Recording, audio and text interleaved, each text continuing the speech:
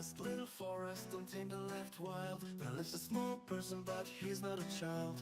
A leader of men, a leader of more. He's listening, no Gabe, he's ready for war. A powerful druid, but he cannot fly. He's in love with death, but he cannot die. His name is Gary, and this is his story. His name is Gary, revel in his glory. It's scary, but no more he can. It's scary, fuck yeah, Muad'Dib.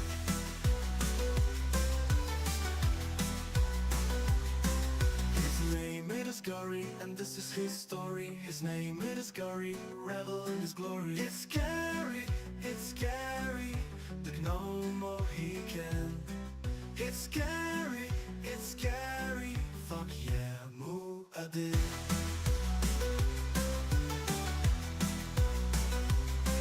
His name is Gary, and this is his story. His name is Gary, revel in his glory.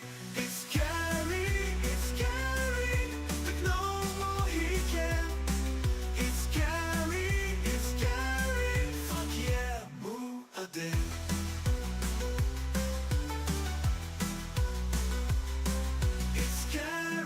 It's scary, but no more he can. It's scary, fuck yeah, Muad'Dib.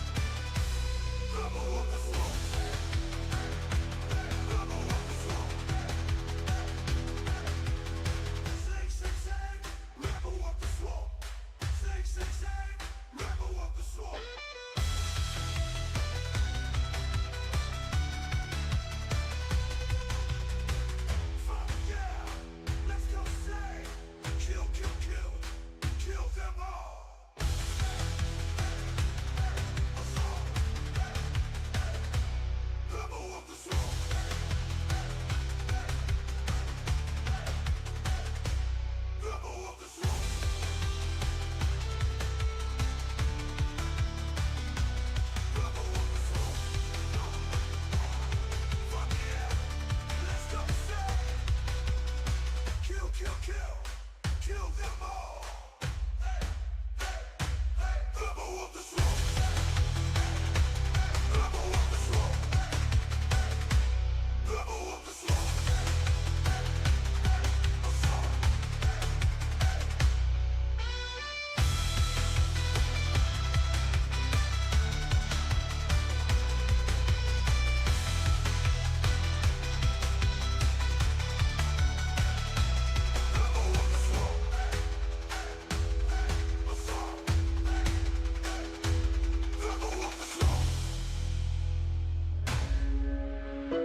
Coming up next on BBC Two, it's the Brad Woto stream, but first, it's time for What Picture Has Bradley Drawn Onto a Piece of Paper?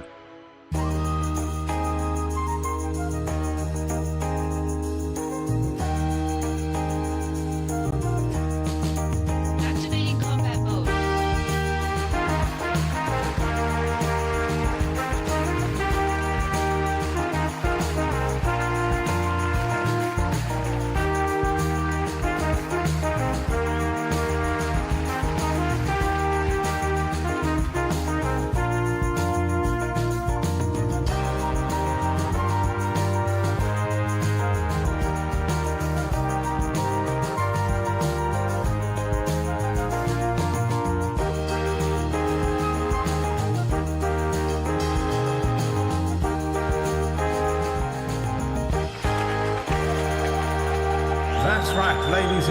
gentlemen, it's time for another fantastic edition of What Did Bradle Draw on a piece of paper for you today here on the channel.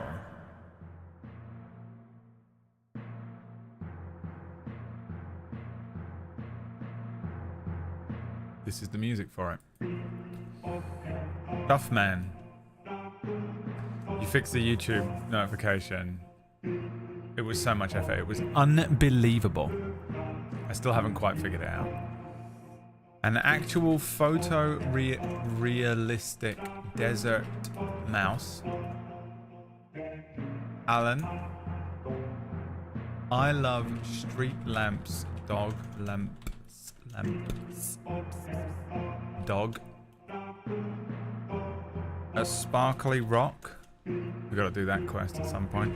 A chubby iguana eating a donut. I spelled it the American way for some reason. Metal Gear Seg. Or was it Alan Wake?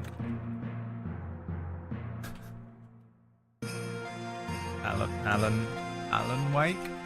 Yeah, okay.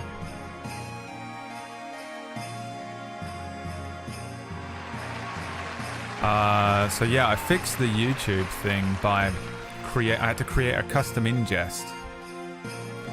And then you still have to do some really weird stuff with like unprivating the live stream. But I figured it out, so finally it works. It's still kind of annoying to do, but it was quite annoying to figure out.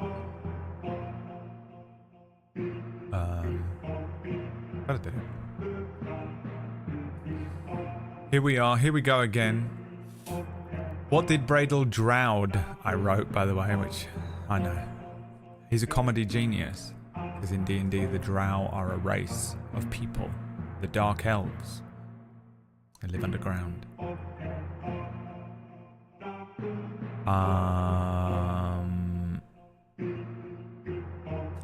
Took yesterday off.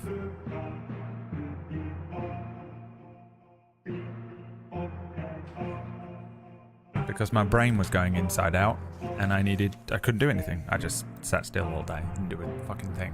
So it's really fun, love having a loopy brain. What did I draw? It's either Alan Wake or Metal Gear Seg. And I can reveal to you now.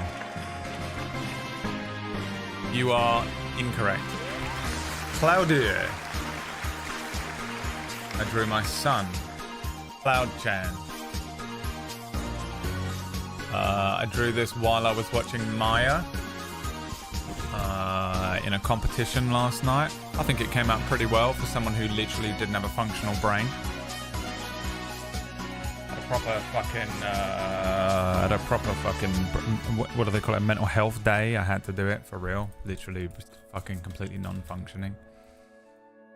I'm glad I did, but also, you know when you like didn't get anything done, sometimes you just have to delete a day. Anybody with chronic illness or mental health issues probably understands. Sometimes you just have to be like, great, just lost a day of my life.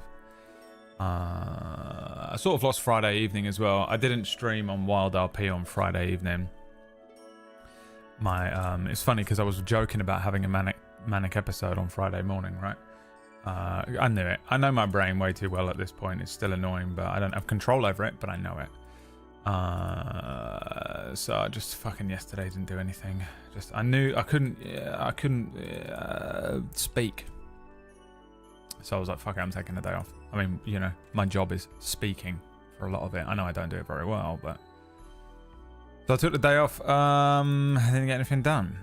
Just sort of in the hopes, because I like doing this D&D thing on a Sunday, but it's quite difficult compared to just sort of quietly playing fucking Cyberpunk, you know. If I just sit here playing Cyberpunk and driving my car around and making Suno songs, it's one thing. But running a D&D game, even at the stupid shit level that we run this at for the memes, it still takes quite a lot of my brain power, because you have to be sort of constantly improvising, creating. So it's really had a great time yesterday. I didn't feel like bad necessarily, I just didn't have a functional brain at all. I could feel that my brain was just like just running out. What did you do yesterday? This fucking Seg song. Tell me this Seg song doesn't sound like... it sounds like Naruto. You know?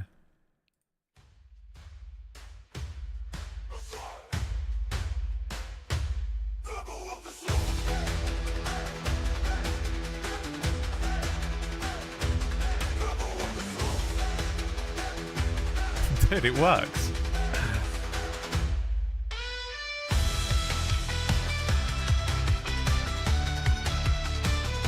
Oh. Let's go, dude.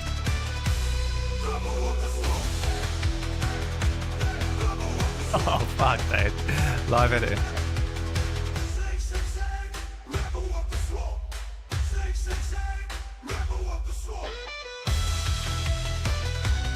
It sounds like they're saying Devil of the Swamp, right? This is Rambo.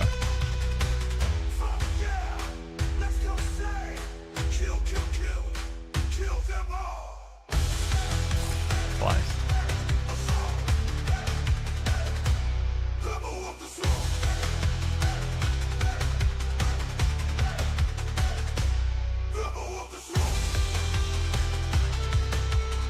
I almost want fucking Gary to die again temporarily just so that we can justify using this song again for when Seg goes fucking pops off.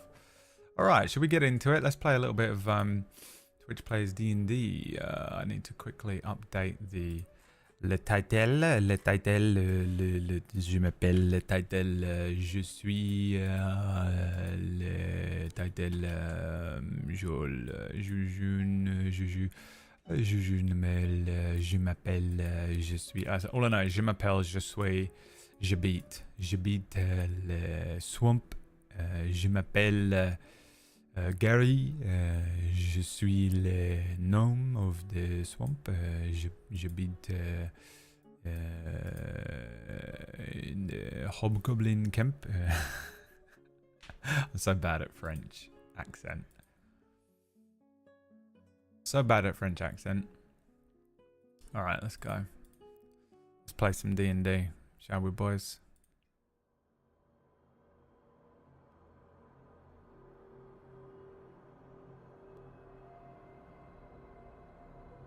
Under a tiny world will take a person only a matter of weeks to travel from one side to the other. Once a lush, verdant planet, Rixander's rain had stopped falling, or they'd stopped it. And how? Was this something to do with the warring empires? Was it a new unknown threat? Or perhaps it was the new major tech and steam-powered technology from the Hutchtan matriarchy or Kosus Reinti. Long ago, the world was treated as an experiment by the gods. They were trying to discover the most powerful species they could make. Just a fun game for them became our world as we know it, in the finals of the Kraven trials. Humans faced off against Noms. The humans won. In a final test, the gods pitted the humans against the dragons. The dragons tore the world apart, destroying any semblance of society. Now, after 1,000 years, the mans have rebuilt. Two great kingdoms, constantly at war. And between them, the last forest. The only place of green in our dying world. And inside that forest, the last Nom. My name is Gary, and this is my story.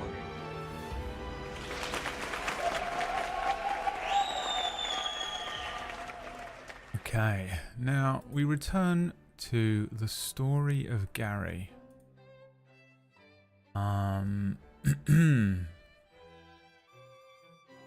All these years we've called ourselves humans while in truth we were humans.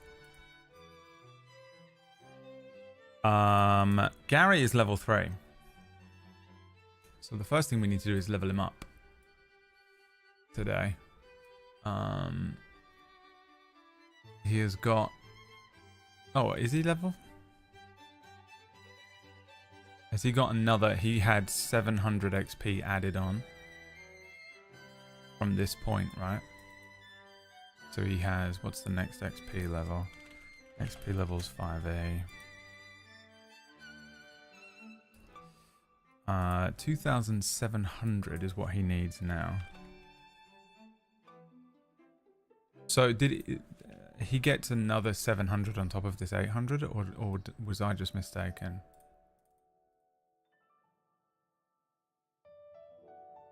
I'm guessing he does. Right? Because otherwise, why would I have said that?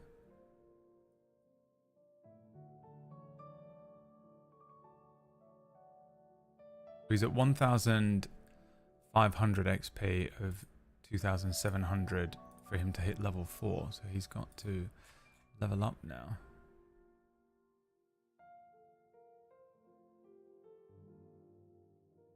So he's going level 2 plus 1 to level 3. Roll some HP, Gary. 7 HP. Johan, thank you very much. The first sub of the day. Remember, every sub that comes in during D&D goes towards the wheel spin,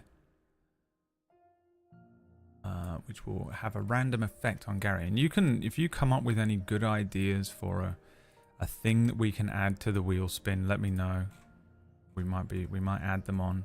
At the moment, it's encounters, potions, items, magical items, boss battles. Next rolls being 20 or 1. A trap, a teleport, 25% total XP. Wild magic, apply a condition suddenly, curse him. A Deus Ex Machina, a full heal, recovering his spells. Any other stuff we can do as well. So, so he gets what? He's not multi-classing. He's a Circle of Dreams druid, right? Don't know what that means. So he just gets more spells, does he? Is that what it is? You can add 4 new spells. Oh, he's got level 2 spells now. Alright. Let's add... Okay, let's see. /1d2. This is what this is how we're gonna do it. I'm gonna roll a d2 4 times, and that will determine which level spells we add. 1 level 1, 1 level 2, 2 level 2, 3 level 2. So we're gonna add 1 level 1 spell and 3 level 2 spells. 1, 2, 3, 4. Well, actually, it's just this, isn't it? 1, 2, 3, 4, 5, 6, 7, 8, 9, 10, 11, 12, 13, 14, 15, 16, 17. 1d17, a 12. 1, 2, 3, 4, 5, 6, 7, 8, 9, 10, 11, 12. Protection from evil and good is the spell that Gary has gained. Yeah, I remember, Gabe. A first level spell, 1 action, touch. 1 willing creature you touch. Until the spell ends, 1 willing creature you touch is protected against certain types of creatures. Aberrations, celestials, elementals, fae, fiends, and undead. So that's what that spell does. Now what have we got for level 2? How many spells have we got? 1, 2, 3, 4, 5, 6, 7, 8, 9, 10, 11, 12, 13, 14, 15, 16, 17, 18, 19, 20, 21, 22, 23, 24, 25, 26, 27. 1d27 multiple times. Okay, so 5. 1, 2, 3, 4, 5. He gets enhance ability. 20, 24, 27, 26, 25, 24. Warding Wind and Healing Spirit are the spells he gets. Let's have a look at what they do.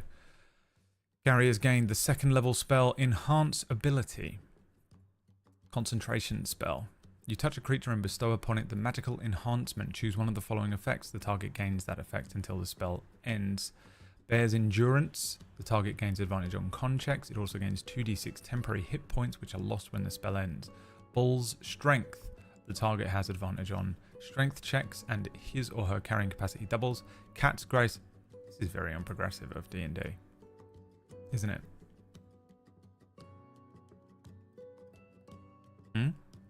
I thought D&D was all about pretending to be very progressive. Well, you fucked up. Well, you guys have fucking shown your hand, haven't you? A little peek behind the mask, perhaps, of the corporate giant. Cat's Grace. The target has advantage on dexterity checks. It also doesn't take damage from falling 20 feet or less. Eagle's Splendor. the target has advantage on charisma checks. Fox is cunning, the target has advantage on intelligence checks, which are never made. It's like two things that make you make intelligence checks. Owl's wisdom, the target has advantage on wisdom checks. That one's pretty useful if you're fighting a spellcaster. You also have healing spirit. A bonus action this is, so remember that you have a bonus action spell now. Concentration again. You call forth a nature spirit to soothe the wound. By the way, my throat is so fucked. I think it's hay fever. It's really annoying. You call forth a nature spirit to soothe the wounded. The intangible spirit appears in a space that is 5 foot cube you can see within range. The spirit looks like a transparent beast or fae of your choice. Until the spell ends, whenever you or a creature you can see moves into the spirit's space for the first time on a turn, or starts its turn there, you can cause the spirit to restore 1d6 hit points to that creature. No action required. The spirit can't heal constructs or undead.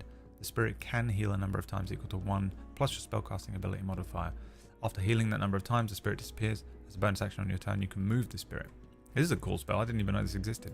It's the first time I've ever read that.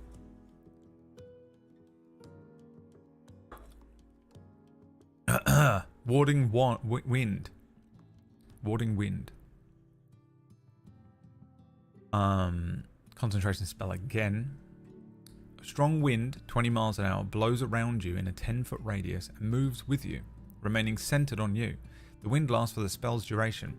The wind has the following effects. It deafens you and other creatures in its area. It extinguishes unprotected flames in its area that are torch-sized or smaller. It hedges out vapor, gas, and fog that can be dispersed by strong wind.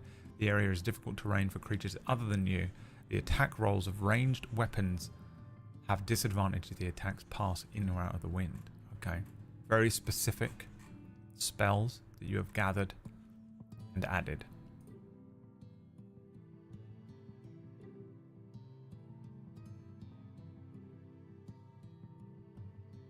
That's it. So Gary has just gained spells. That's what he's gained here.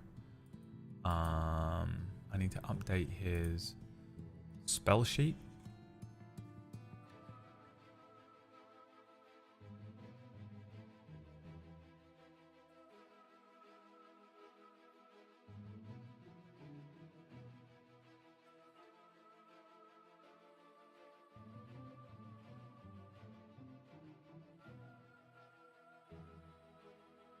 A second here. This is why you prep before your games, GMs. Notice the difference, by the way. Does anybody notice the difference between me having to completely live create everything as I go? The maps, update little fucking handouts and shit like this, generate artwork and sometimes music, versus how fucking brilliant, how fucking unbelievably good the quality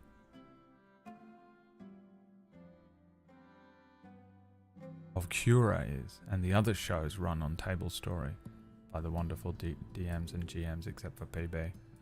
The incredible level of quality that you get, stunning. As if everything is pre-prepared. Even if it isn't, it feels like that. And if you ain't impressed, you will be. You goddamn will be.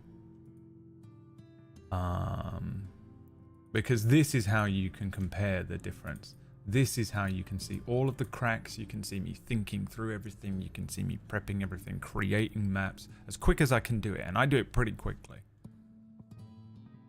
Compared to the stunning level of quality that you find on the Table Story channel. Because you guys just take it for granted. You guys just fucking click play, show up at the live stream, watch this thing and you're just like, wow, that was really good, but have no idea quite what you're watching.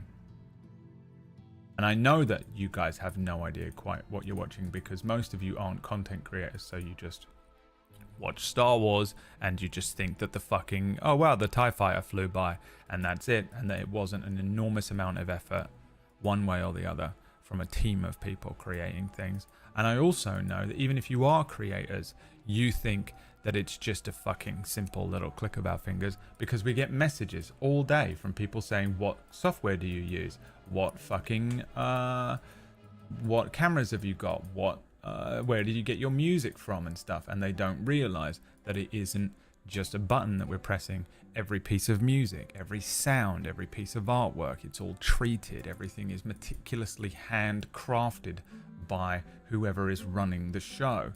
And it isn't a matter of just getting a nice Go XLR.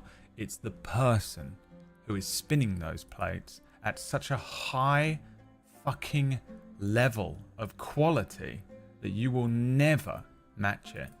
And that is why Table Story is the best, will always be the best. And you guys should head over there right now and subscribe while I'm uploading this character sheet. It's not working for some reason, and it's winding me up.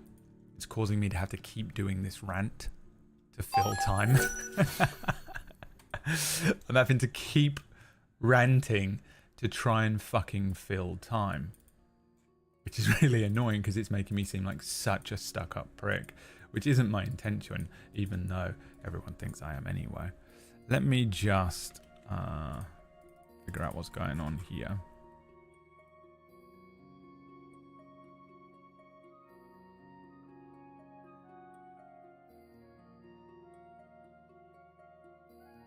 Because I can't figure out what this is doing. And I'm just, you know, I'm gonna write it in. I'm literally gonna write in the number 3, and then I'm gonna save that like that. But I don't know if, I think Imgur is freaking out. It's not letting me upload this shit. Let me try doing this instead. Maybe if I do this. Gary spell sheet. And then we go over here. Go over to the spell sheet. Okay. Try that one. Exclamation point spell sheet. Should bring up Gary's spell sheet. And not much changed on his actual character sheet, but he is level 3 now.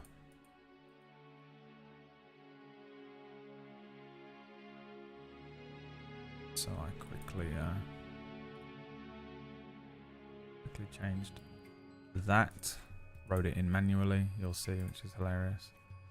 Okay, all right, we're rolling now. So you have these extra spells. You've got 4 first level spells that you can use, 2 second level spells, spell slots that you can use. That's your mana points. And I apologize if I'm not making any sense today. I am mentally suffering because I'm coming off of some medication at the moment, and I'm slowly tapering it back. So every other day I fucking feel completely loopy, and even though I'm trying, like my brain just doesn't work sometimes. I've noticed that while I'm speaking, sometimes the words that come out of my mouth are completely different words. And we're on day 5 of this. And that's why for the last 5 days I've been kind of insane. Okay. So last time, and thank you Lilies for the sub, even though I said subscribe to Table Story, I appreciate the subs here. Subs here will net you a spin of the wheel, but let's catch up on what happened with Gary in the last episode. So pretty much what happened last time is that Gary and Seg and the Bullywugs and the Lizard Folk decided that they would go and entreat and visit with the Hobgoblins. The plan here is to unite all of the sentient creatures of the swamp to face off and defeat Rindor the Calm, the dragon that lives in the swamp. That's the plan. Gary and Seg have rallied the Bullywugs together and the Lizard Folk together, and they decided the next place to go would be the Hobgoblins. They've also got the Orcs, Gnolls, and Trolls to visit. Gary and Seg and the Bullywugs and the Lizard Folk travelled to the hobgoblin encampment. On the way, however, Gary was turned to stone by a lighthouse, a magical lighthouse that was shining a light. And if anybody looked at the light while it turned, they would be turned to stone, which is what happened to Gary. Seg saved him by using the Gorgon lens. He managed to sort of break the lighthouse and acquire the Gorgon lens, and then reverse engineer the effects of what happened to Gary. Then Gary approached the Hobgoblin camp and offered them 15% of the Dragon Horde for joining, and they accepted. The Hobgoblins, being very battle inclinated, they want to get into fights. They want the thrill of battle. The thrill of battle is what they're after. So instead of fighting Gary, Gary said that they would all join together and fight with a dragon.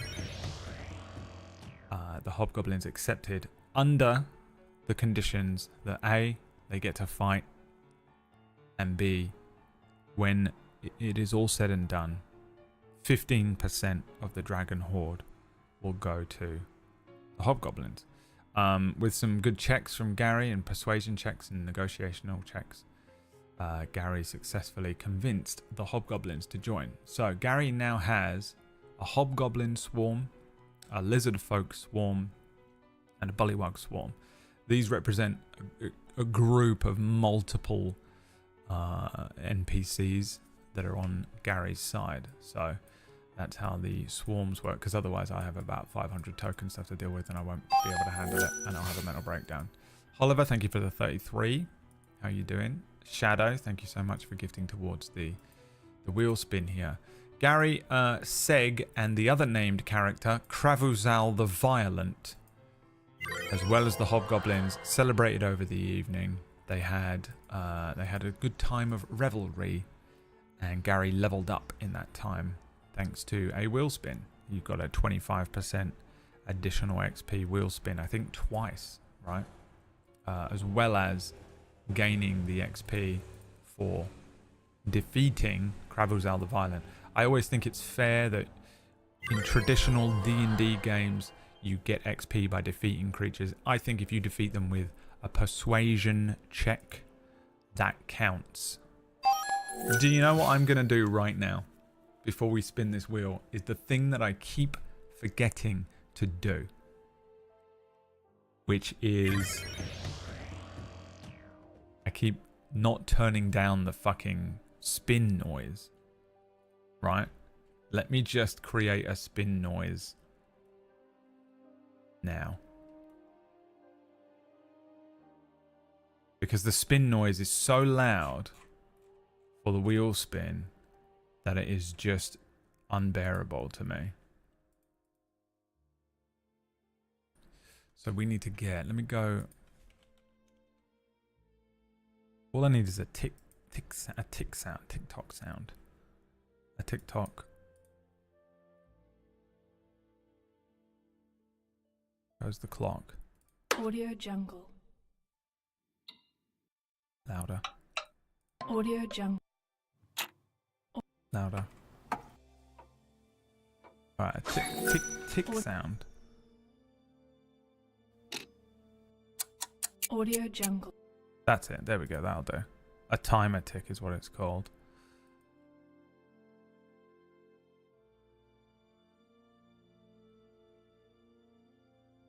Let me just fucking, it's so annoying how that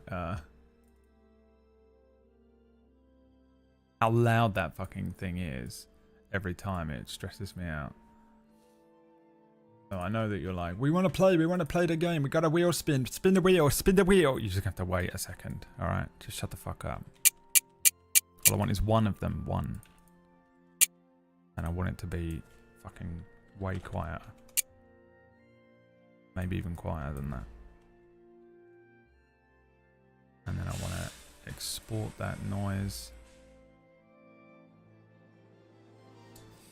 into short. This will do. Call it the tick edit. Now if you end up fighting a huge tick at some point, like a blood-sucking tick, This might confuse me. Okay. Now let's see if I save this.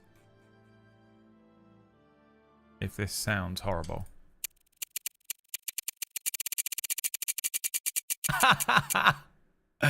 Oh, apply a condition to Gary. Let's see. D&D conditions.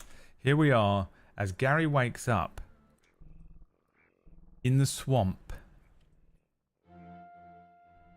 the next day.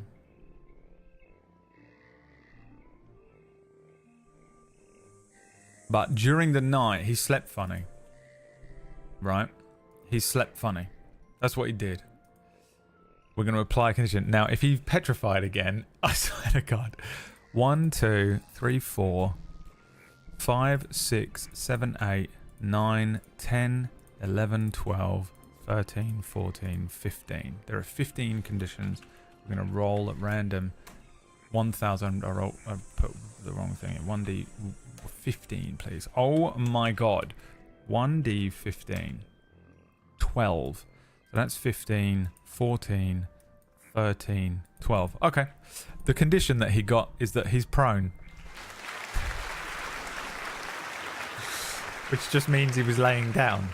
So he just wakes up and he's fine.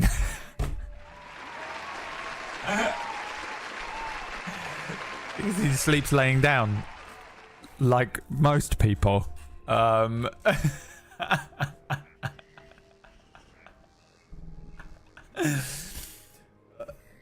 It's hilarious. That cost 10 subs. That cost you 10 subs, which I'm sure will help incentivize you to give me more money. This, of course, being the only way I'm earning any money through Twitch streams at the moment. So that's hilarious. Gary wakes up prone, as he does every day, and then gets out of bed completely fine. He steps outside to find that the bullywugs, the lizard folk, and the hobgoblins are... Let's see if they're getting along. Let's see if they're getting along. I think 1d2. If I roll a 1, they're not getting along. These are groups of creatures that are loyal to Gary, but it doesn't mean they're getting along, right? Let's see if they're getting along today. They're not getting along. There's been some disagreements in the night. And let's have ChatGPT back up GM me here. ChatGPT, in my D&D game, characters have some lizard folk, bullywug, and hobgoblin followers. Create some roleplay hooks as to why these followers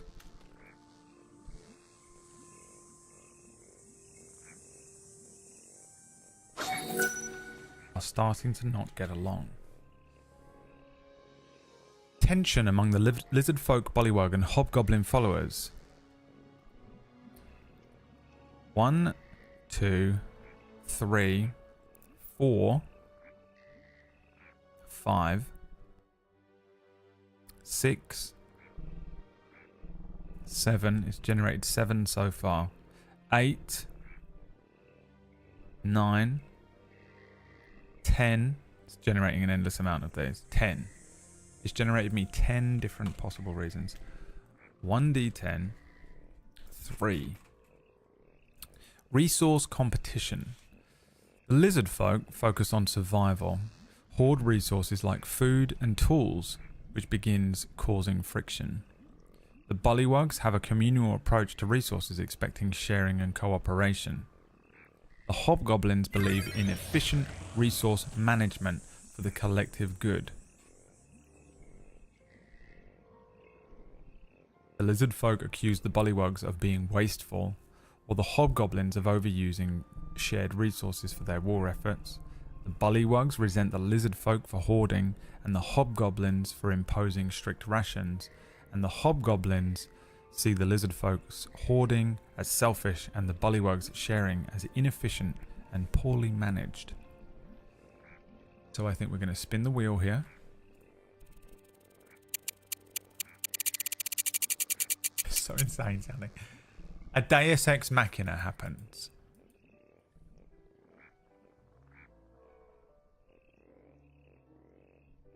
What is that Deus Ex Machina? What is the Deus Ex Machina here that happens? Considering the lizard folk, the bullywug, and the hobgoblins are looking like they're about to start fighting. They're about to turn on each other, and it's creating conflict and friction among the groups over resources. What happens here as a Deus Ex Machina in the writing of the tale of the Legend of Gary? A meteor filled with resources lands next to everyone. A huge feast appears. Gary gives a speech about their traits being from their lizard dragon genes and unites them. Gary blesses them with the power of friendship, bonding them together as one.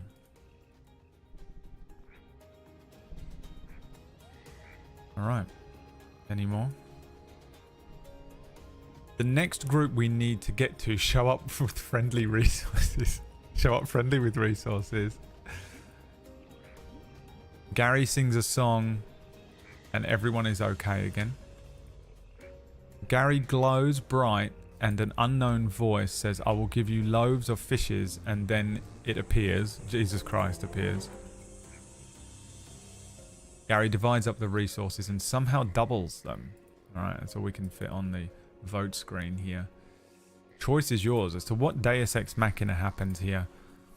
You vote 1 for a meteor filled with resources landing next to everyone. 2 for a huge feast appearing. 3, Gary gives a speech about their traits being from their lizard and dragon genes and unites them.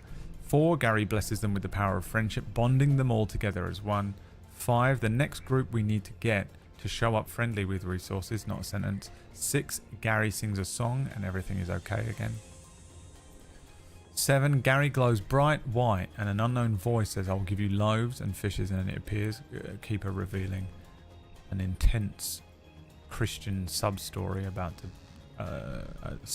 what is it called, like a fable? A psalm. Or 8, Gary divides up the resources and somehow doubles them. Are the options. Or the Deus Ex Machina that happens here.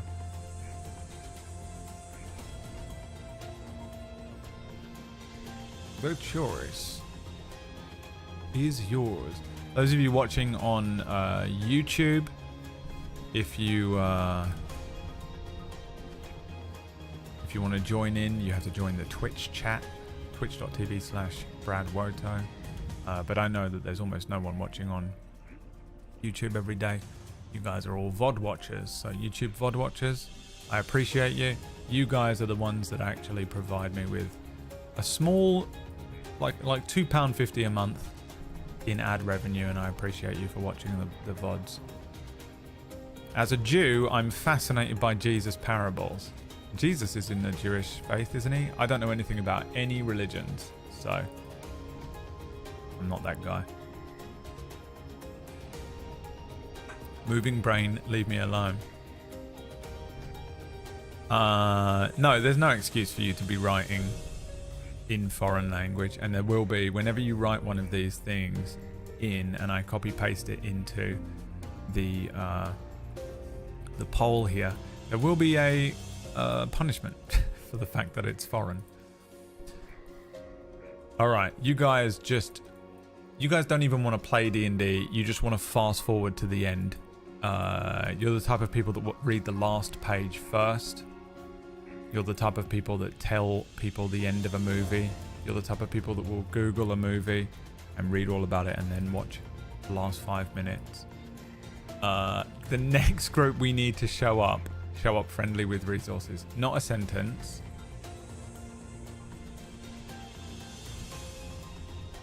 Okay, so which group is that? Because that is either the orcs, the gnolls, or the trolls. So I'll roll a d3 here. The orcs. Suddenly,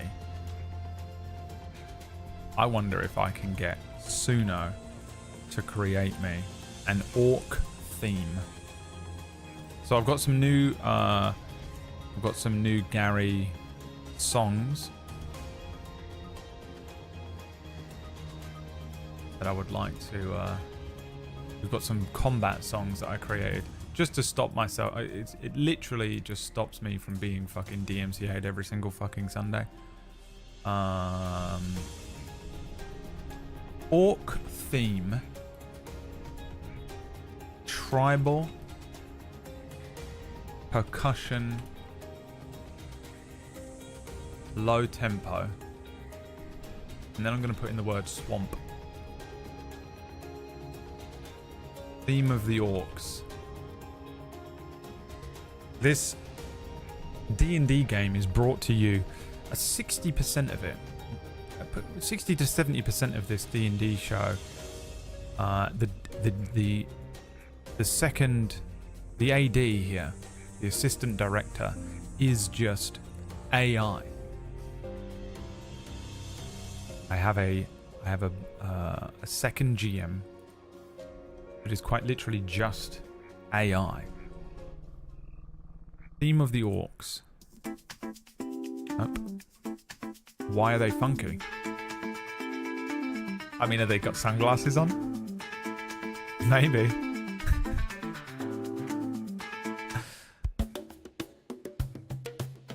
This is why they're friendly. They're like dude orcs.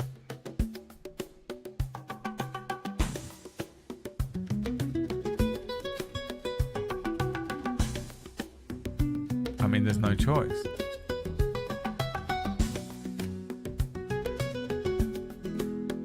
Which one do we want? This just sounds like an advert. You know? New Activia Bio Yogurt.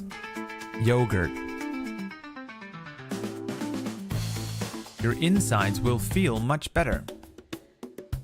Alright. This is now the theme of the orcs. I think these orcs show up with sunglasses on.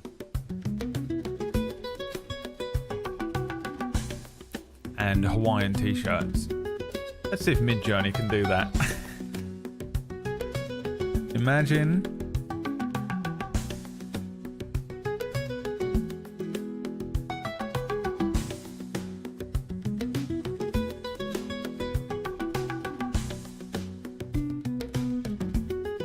fun character art of a of an orc in Hawaiian t-shirt with sunglasses on. Let's see what it comes up with. Because I did actually have a token for the orcs prepared. Because I knew they were going to show up at some point. But I think this doesn't suit their vibe anymore. I think that they're like surfer dude orcs.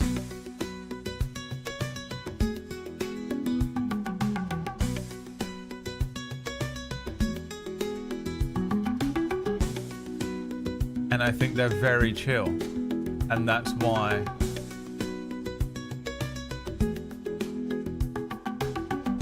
they literally just show up with resources for you, right? Because it doesn't make sense why they would just show up with all of the resources you need. Oh.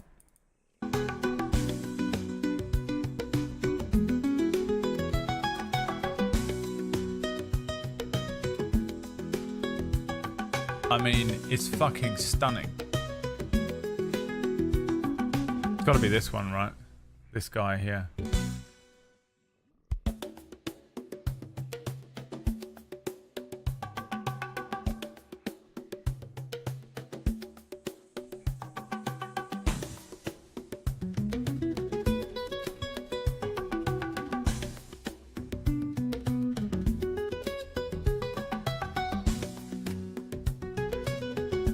I'm just making a token right now.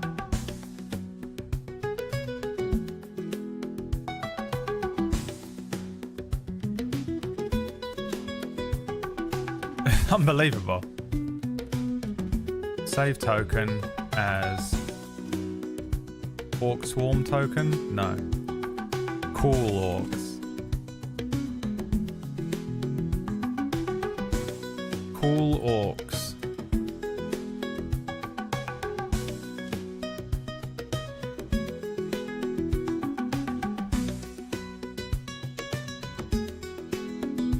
It's Wax Steven on holiday.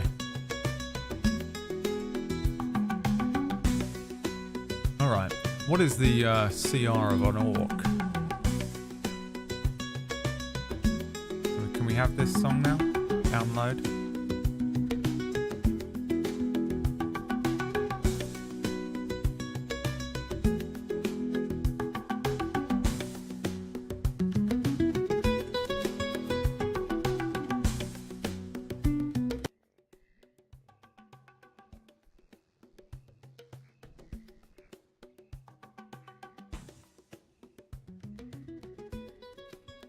So a normal orc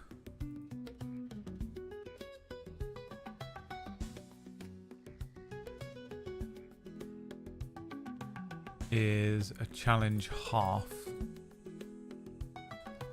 Let's roll for how many orcs roll in here. We're gonna roll a 1d8 plus 2. That's how many orcs are going to show up. Fucking 9 of them, for fuck's sake. 9 orcs show up. Cool orcs. So I now have to make a goddamn cool orc swarm. Create the NPC. Cool orc swarm. What are we looking at? You know what? I'm going to do what I did last time, which was open this in another window.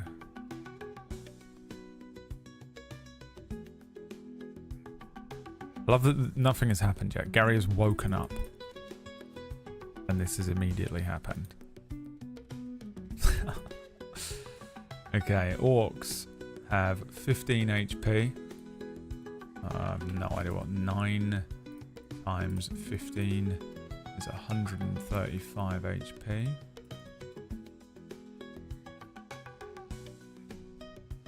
Of course, that's their AC. 13 with hide armor.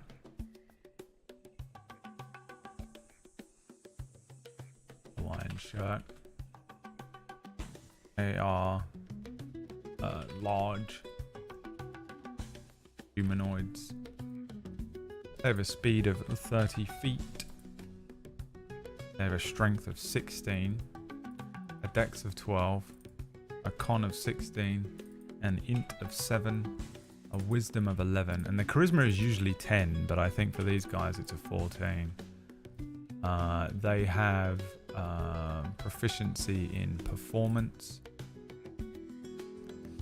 They have proficiency in... that's it. They have dark vision up to 60 feet. They can speak common, orc. Okay. Now they have a move called aggressive, but I don't think these orcs do. I don't think these orcs do. I think these orcs have a move, an ability called Cool. As a bonus action, the Orc Swarm can perform a K-pop dance with perfect choreography.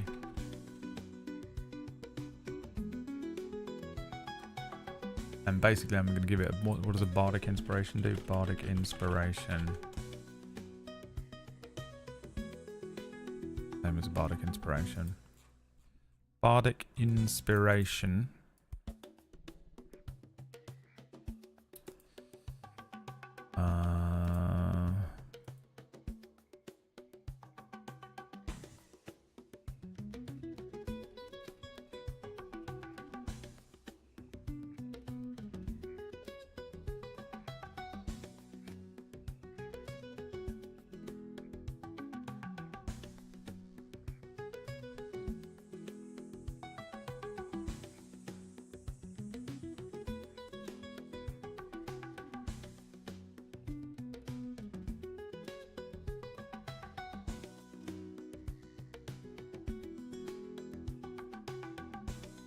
As a bonus action, the Orc Swarm can perform a K-pop dance with a perfect choreography. I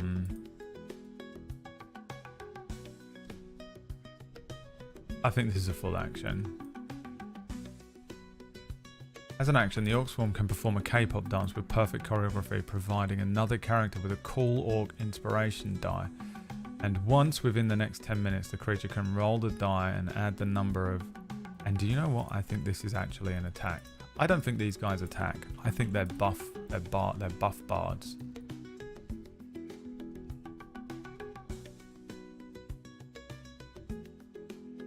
Give them a bunch of buff stuff.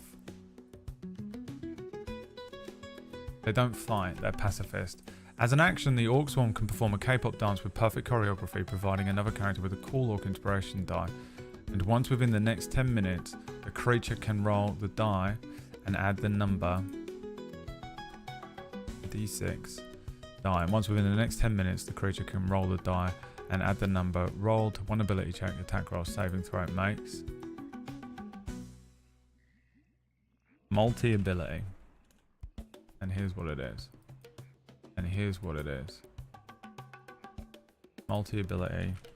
The cool orcs can perform one dance and one song per turn, right? And we're going to give them 2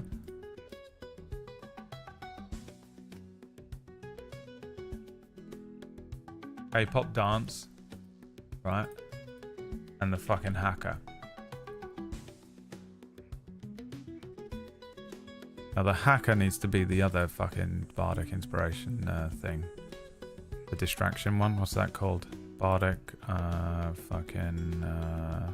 cutting words. Is that what it's called? Cutting words. When a creature you can see within 60 feet of you makes an attack roll, an ability check, or a damage roll, you can use your action to spend one of your bardic inspiration, rolling a bardic die and subtracting another roll from the creature's roll. Okay, so we just need to change that. Staring directly at a creature that you can see within 60 feet of the orcs.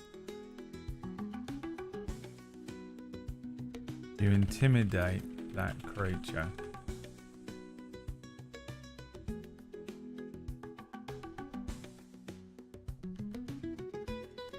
The next time that creature makes an attack roll, an ability check, or damage roll,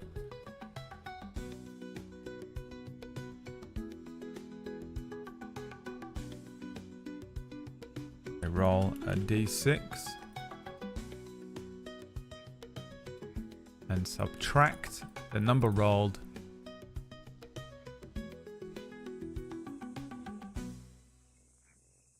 from that creature's roll. Staring directly at a creature you can see within 60 feet of you, intimidate that creature. The next time that creature makes an attack roll, an ability check, or a damage roll, they roll a d6 and subtract the number rolled from that creature's roll. Okay. Now we need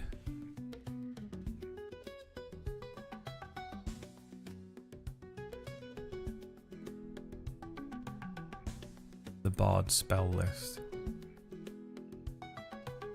Right.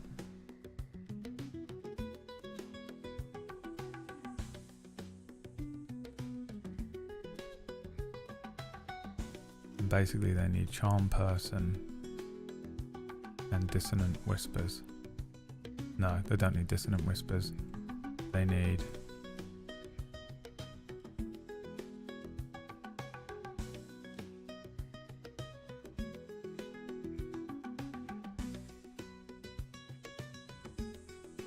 They need, I'm gonna make it healing word.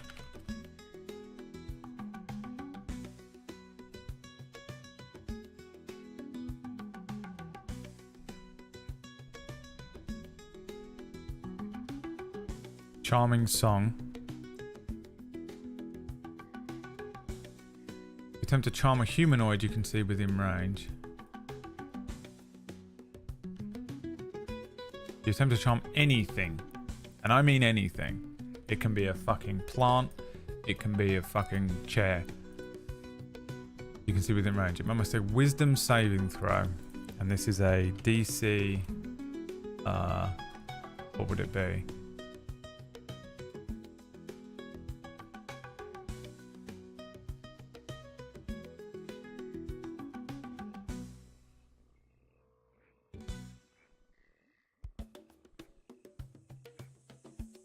Put 12 for now.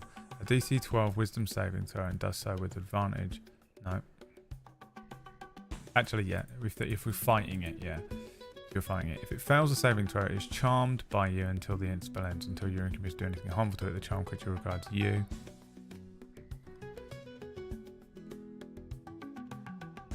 As a friendly acquaintance. When the spell ends, the creature knows it was charmed by you. And then healing song.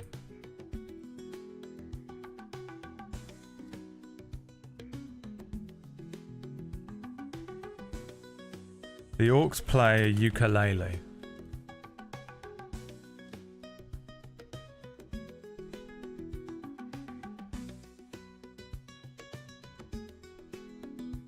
The orcs sing a lullaby. Actually, no, that would be the sleep spell, wouldn't it? The orcs sing... What song does everyone love?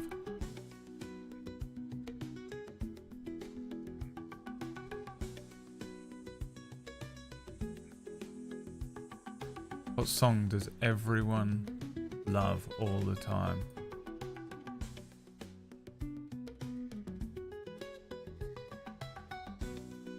The orcs sing Hey Soul Sister. You attempt to charm... The orcs play ukulele. A creature of your choice that you can see within range regains hit points equal to 1d4 plus 2.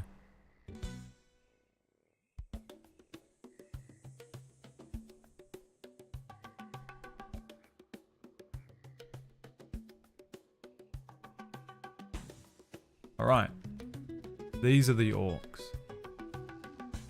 that fucking show up. The buff orcs. Cool orc swarm.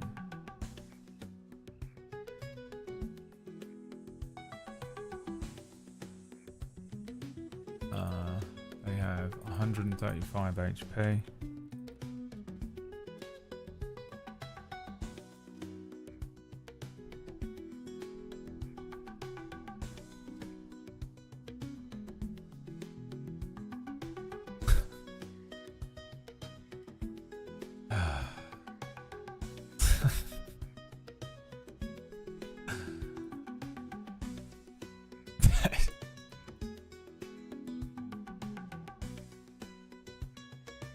A bunch of really fucking cool looking orcs show up, dude. They got one of them's got a boombox on his shoulders. Another one is carrying underneath his arm like 2 picnic baskets. You know, another one's got like a bunch of volleyball shit that you play at the beach. Another one's playing a ukulele. All of these orcs have sunglasses on and Hawaiian t-shirts. And they're like humming a little song as they go along. And they're chill as fuck. They place down the stuff and they open up, crack up. Suddenly there's Bud Lights. Because this is fucking D&D, right? They obviously drink Bud Light. There's fucking food. And resources. They open up one of the and just resources that everybody needed. The hobgoblins, the bullywugs, and the lizard folk are all grumbling, and then they sort of slowly turn around, and this fucking perfect beach spread has appeared, and they all start helping themselves to the stuff. The orcs are passing around spliffs. They're just fucking, they're chilling. They're having a great time. They're all talking, and they all start intermingling, and everyone basically just has a great time. It completely ends all of the issues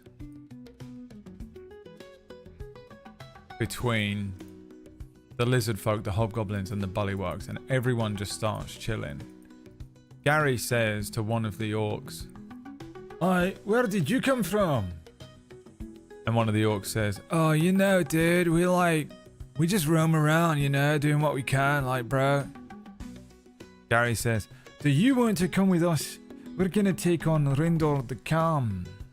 That bastard's breathed his last breath."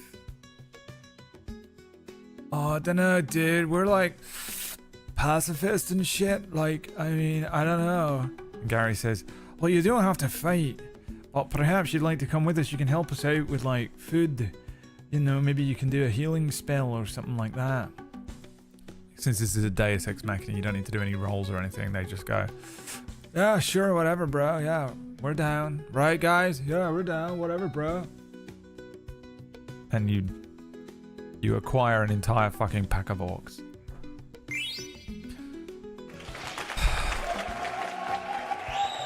Without doing anything. You claim the orcs. All right.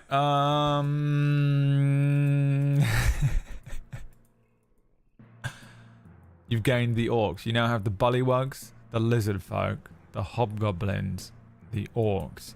You have gnolls and trolls to gather. You can. So I guess it's time. What does Gary do next? The choice is yours. You still haven't rolled a dice yet, and the next dice roll you make will be a natural 20. We don't have a spin wheel, do we? I didn't miss one. No.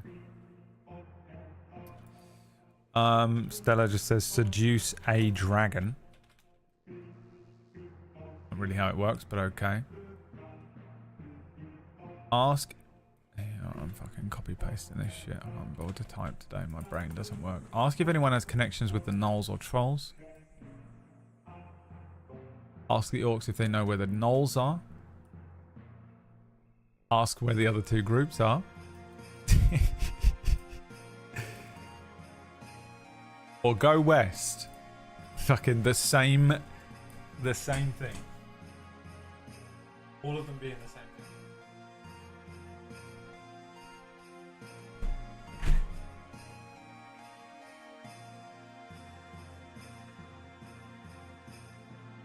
The choice is yours.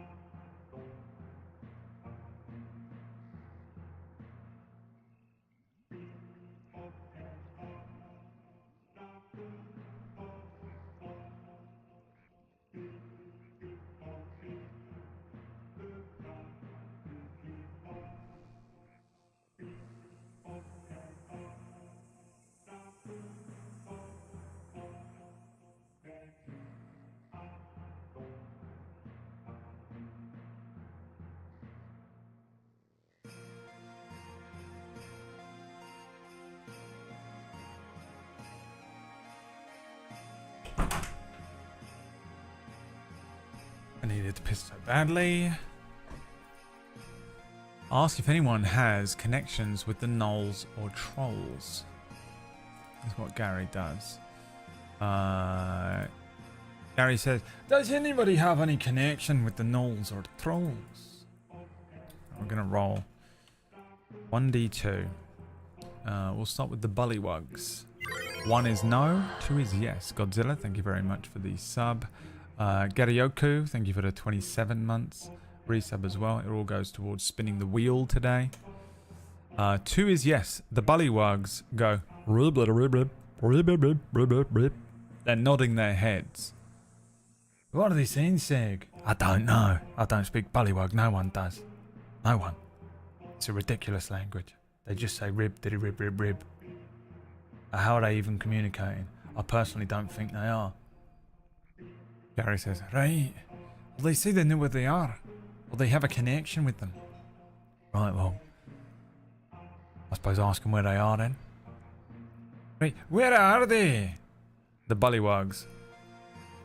Some of them with spliffs and fucking Bud Lights now. Just start slamming their spears on the ground and pointing in different directions. That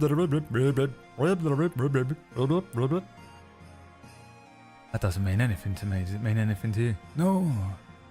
I wish someone spoke bullywug.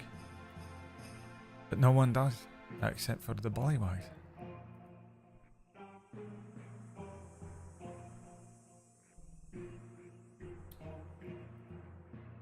So we'll see what Gary does to that. I'll give you that. I'll give you that and we'll see what Gary does now. What does Gary do next? That's what happens. That's what happens. What does Gary do with that information?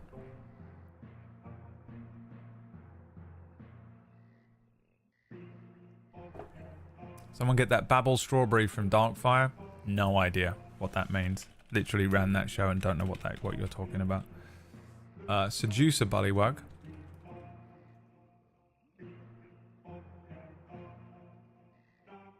Ask them to lead you to them.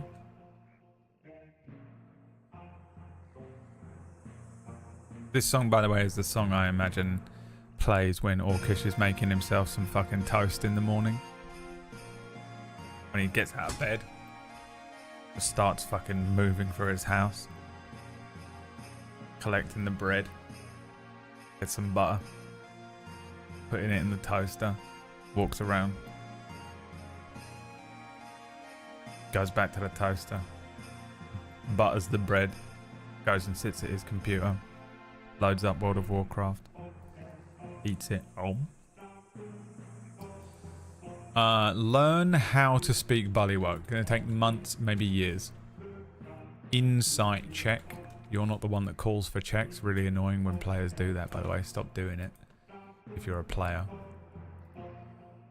Lasso a fresh Zolom and ride it, letting the bullywugs lead. I understand what Dune level thing you're aiming for. This is just going to get you killed, but, you know, that's what you... If Gary doesn't die every single episode. Create a sign language for all to use.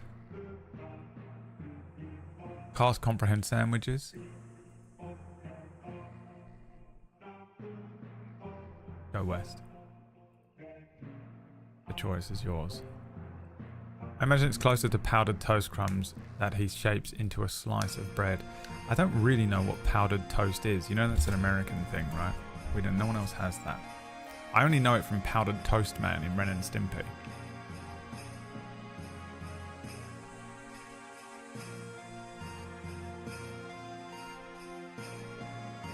Comprehend sandwiches is old school, man.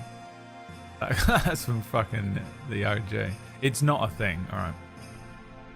Sure. I thought it was like sugar on toast, but maybe I'm wrong.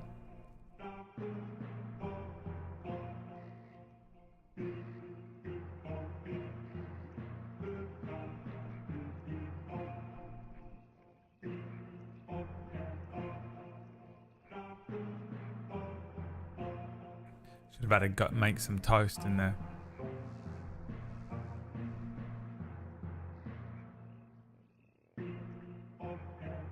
Make some toast.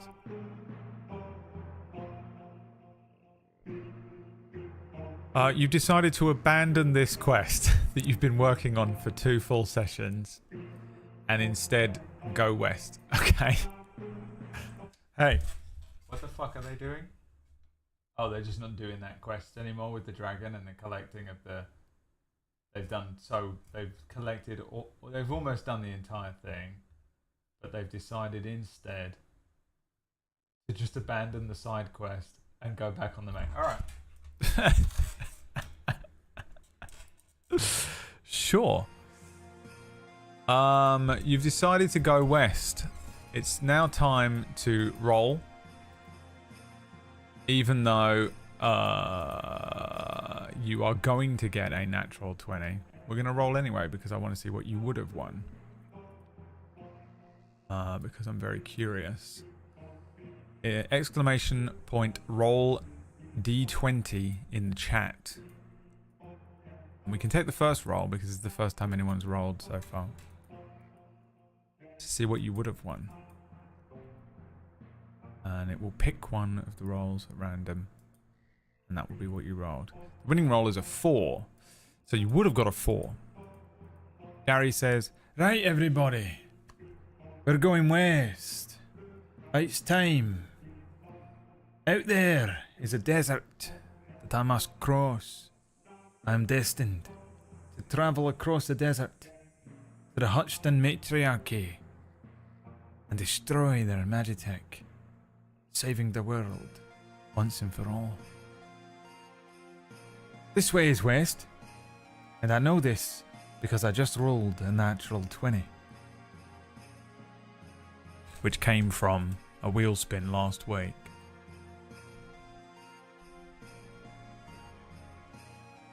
Gary starts walking, packing up his bag.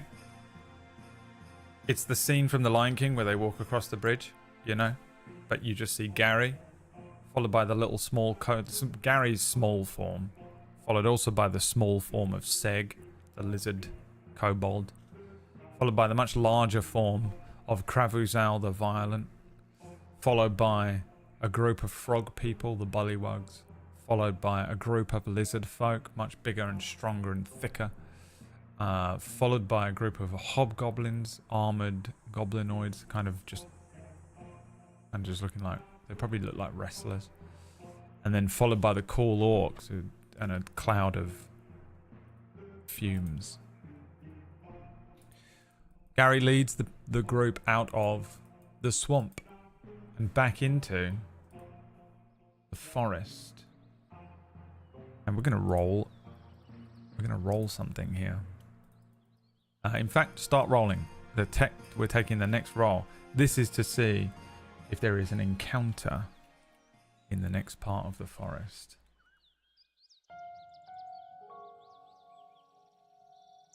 You've just fucking abandoned the main quest. And you've gone out of the swamp.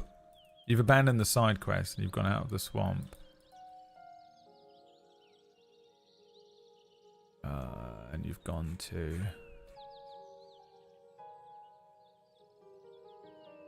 back to the forest.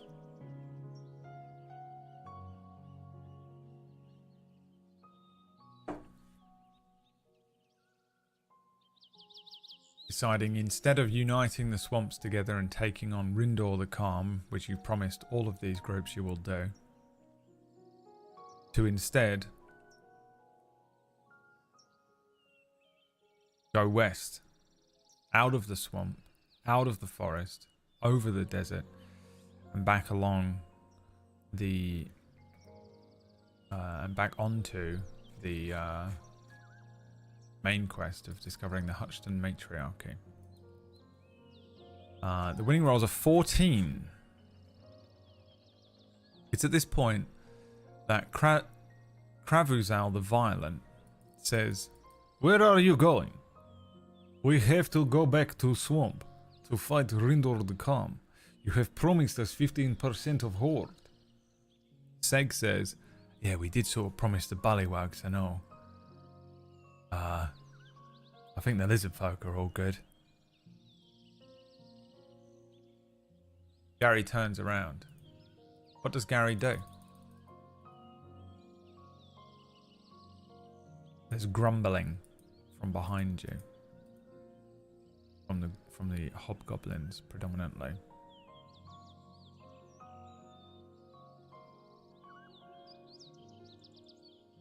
Realise you were high as fuck and just forgot. Turn back to the fucking swamp.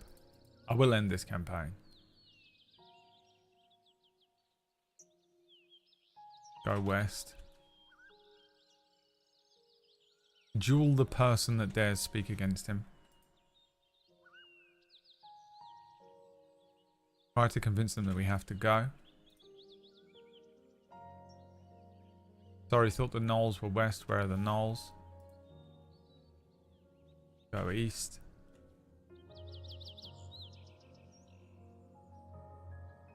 I am Muad'Dib. I know the future. Shut up.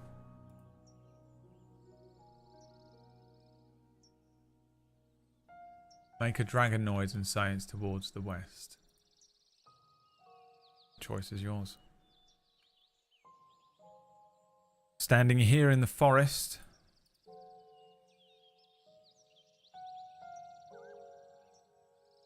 Surrounded by his followers. What does Gary do next?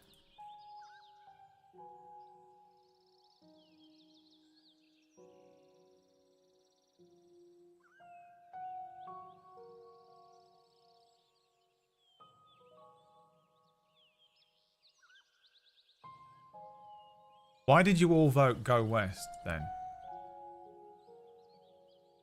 Why did you, explain to me why you all voted go west and now you're like, we need to go back to the swamp? Fucking, the fuck are you doing?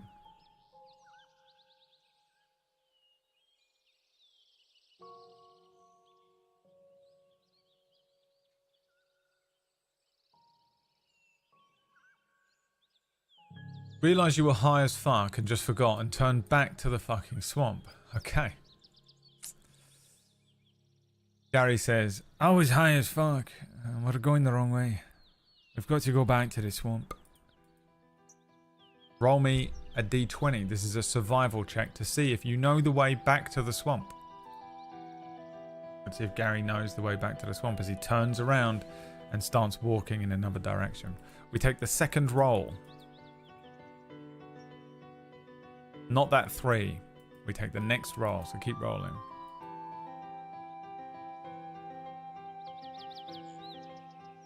A 5. You don't. Let's see which direction Gary goes instead. 1d4. A 3. North, east, south, south. Gary starts heading south. Through the forest.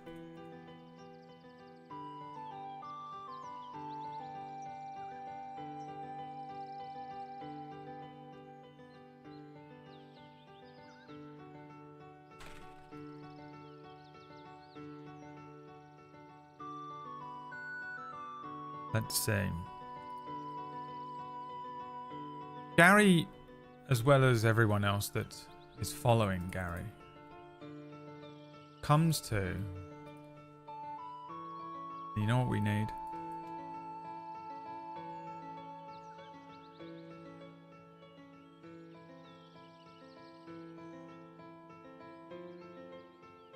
You know what we need? This.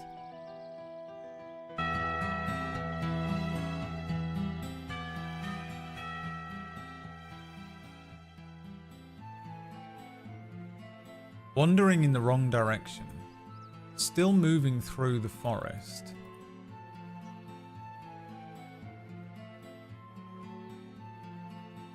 Is this the forest? Yes, it is.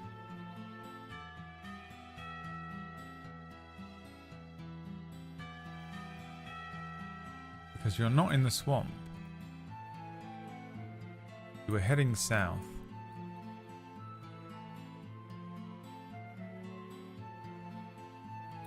Gary stumbles into a strange section of the forest where nature itself seems to be enchanted.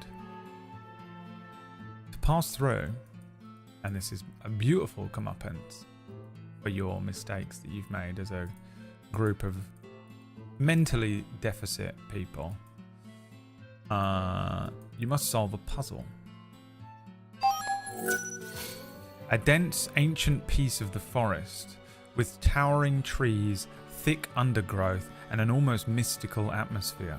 The sunlight filters through the canopy in a mesmerizing pattern, and the air is filled with the sounds of wildlife.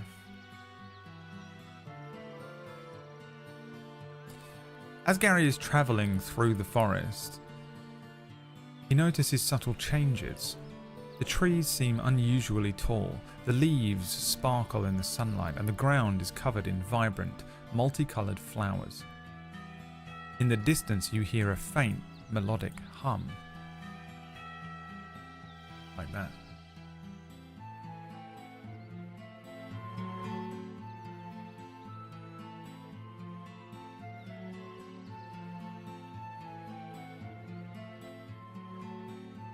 What does Gary do?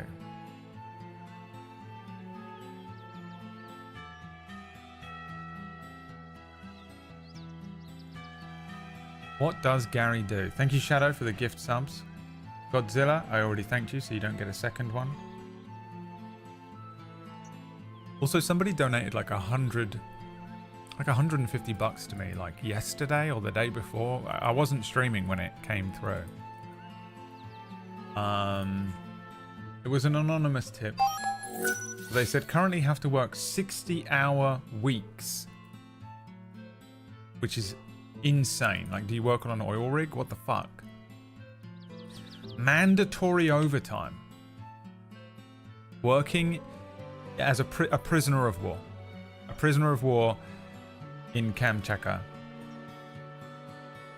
They said, thank you for all the streams. They helped me get through this shit. So, you're welcome. Thank you. Thank you for the cash.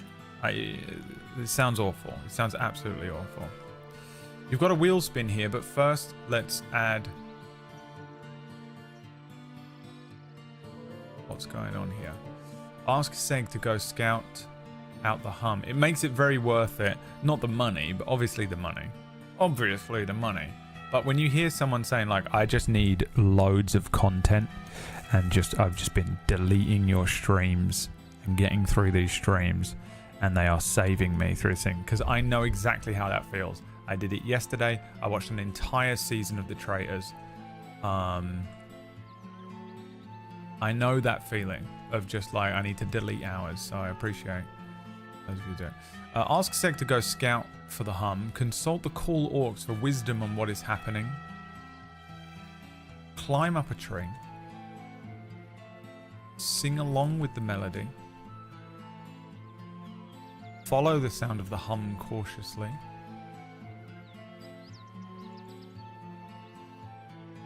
Pick a bouquet of flowers and offer it to the hobgoblin as an apology. I'm just going to go with observe your surroundings. Interact with your surroundings. I'm just going to put that in there. Just as like the sort of the basic video game options that might come up. You know what I mean? You're playing Final Fantasy IX.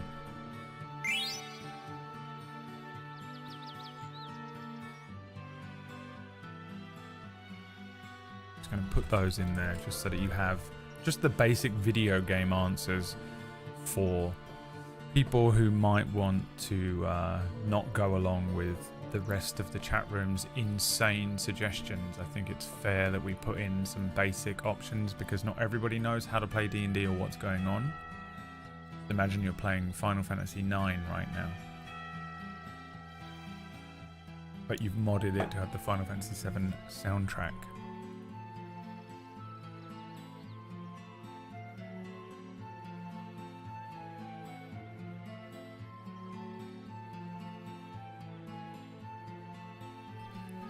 Let's see if Suno can recreate the song that we're hearing right now. Create custom mode, instrumental, forest, whimsical.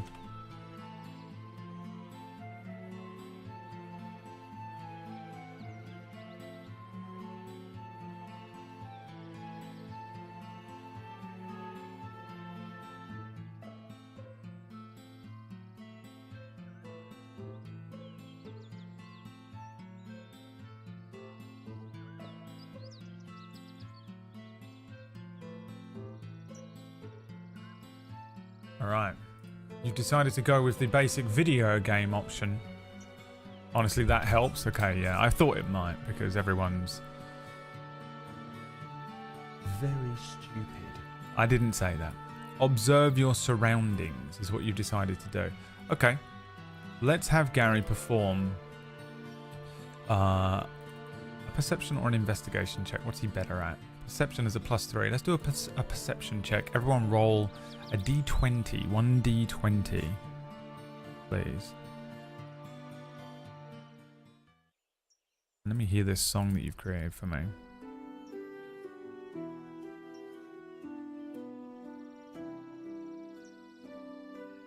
A nice song.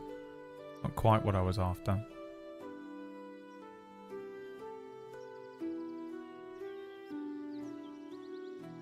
What have we got? An 11 and an 18. An 18. Gary looks around. Surrounding the clearing are various unusual plants, bioluminescent mushrooms, rainbow-coloured flowers, and vines that seem to pulse with a gentle glow. You also notice small forest animals, squirrels, birds, and butterflies appear unusually interested in the party. They act as if they want to guide the characters, flying or scampering towards specific plants or trees.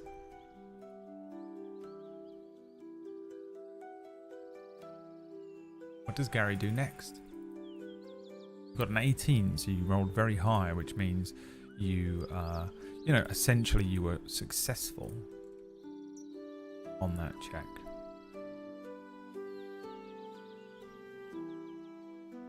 This is actually a nice piece of music. I like this. I'd use this in Cura.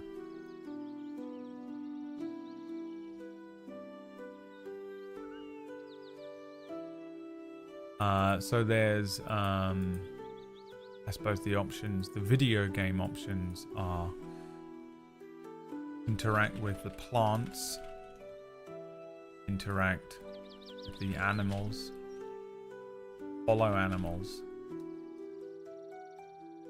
What else have we got? Cast protection from good and evil. It's a spell that will protect you from a certain type of creature. Search for interesting herbs, or as Toodle would call them, herbs.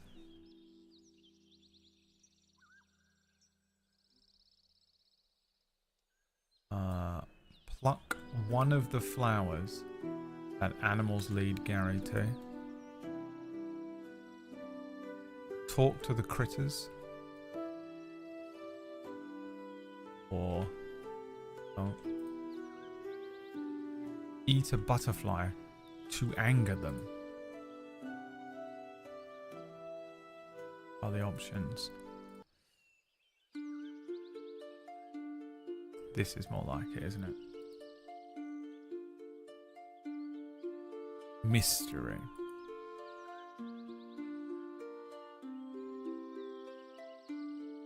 Maybe a little more mystery, please.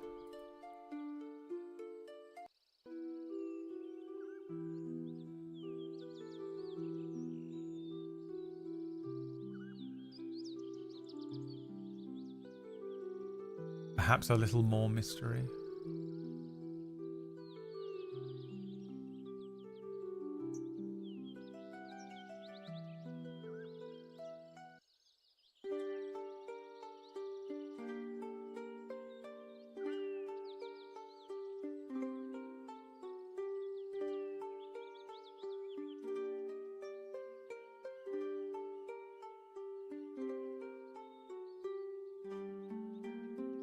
Interact with the animals and talk to the critters. So, interact with the animals, we're going to say is talk to them. Right? So what does Gary say to the critters?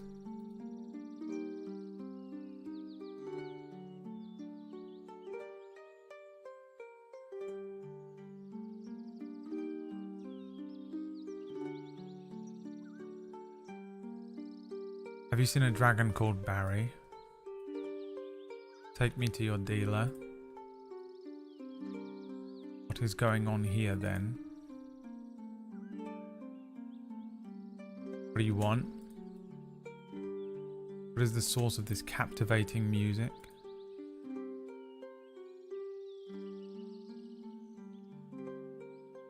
You seem drawn to this place. Can you tell us about it? Right, there's your options.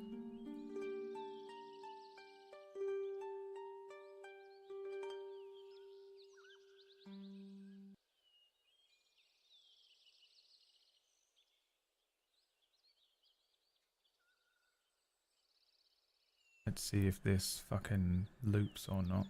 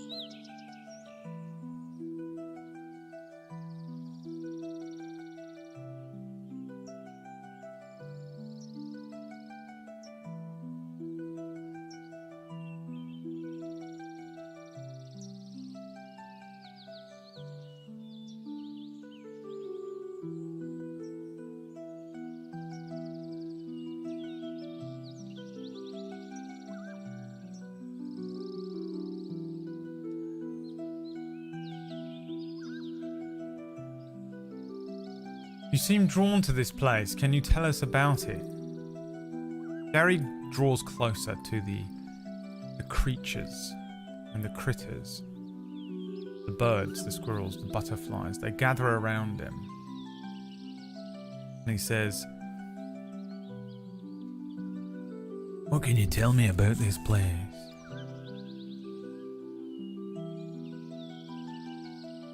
They begin chittering. Now, what is Gary's understanding of animals? Through sounds and gestures, you can communicate simple ideas. Forest gnomes love animals, so he doesn't understand them back. So they just chitter back at him.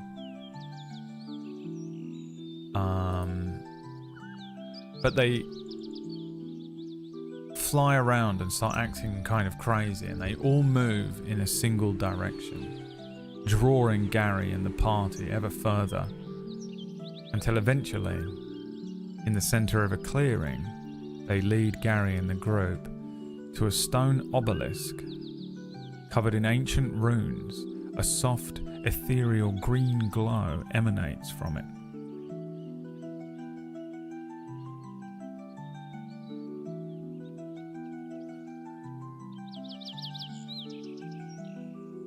What does Gary do next? We have a spin. Are we missing a spin? Let's do it. Let's do the spin.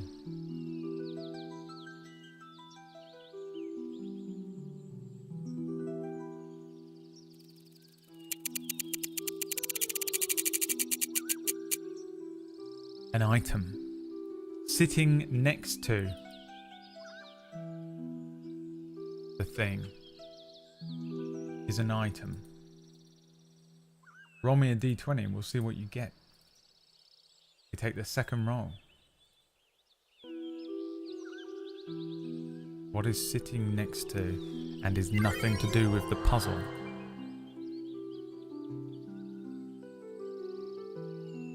Next to this obelisk. Kimek, thank you for the 6 gift subs, by the way. Gave us this item, whatever this item is. And Crazy Mixed Up Pup putting money towards the next spin. The 54-monther returns. We take the second roll here. An 18, a 15.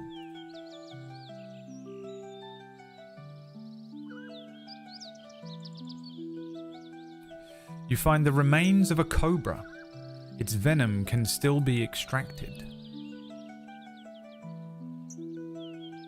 That's what you find.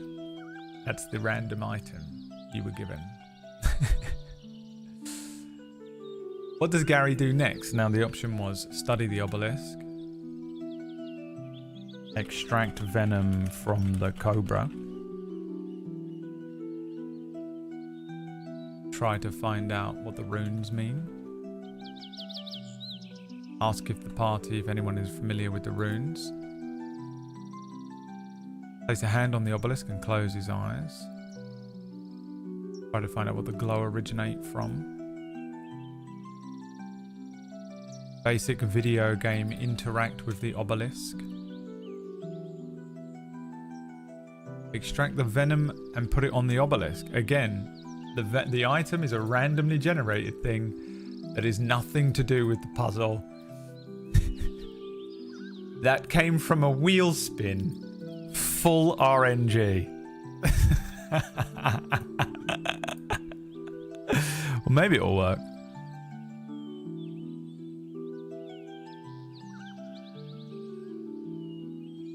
Let's see.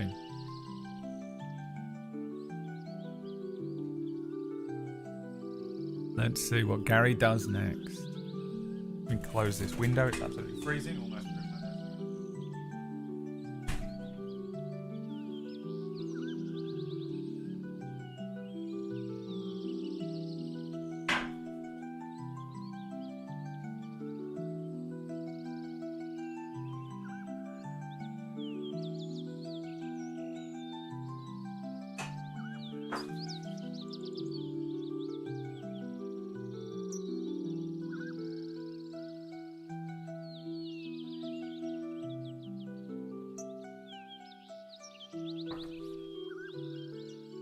Alright, I'm going to extract the venom. Because you all hate me. Alright. Roll me a d20. This is a survival check to see if you can successfully extract the venom. Let's see if there's a statue or an obelisk or something here.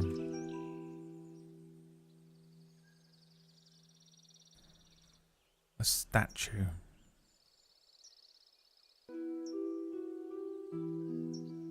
That I can use.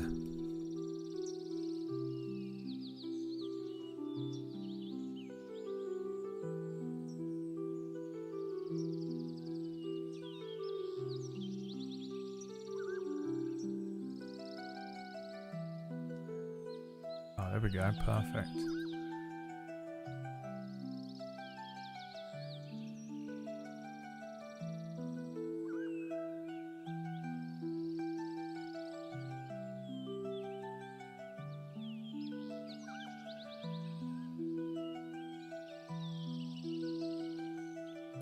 Made a terrible mistake.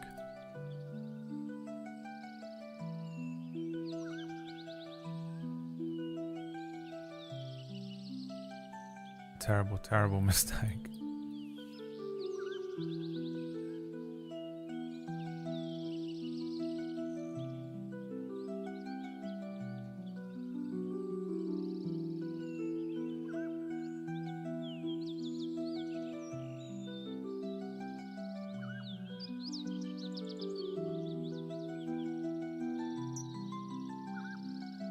Alright, what did we get?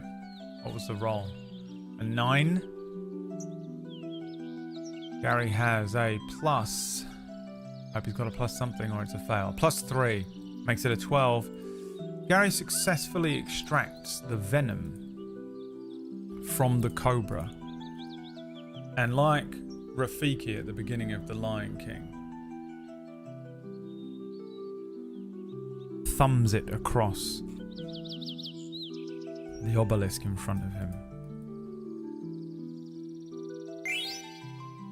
A little text box comes up that says, "Nothing happens.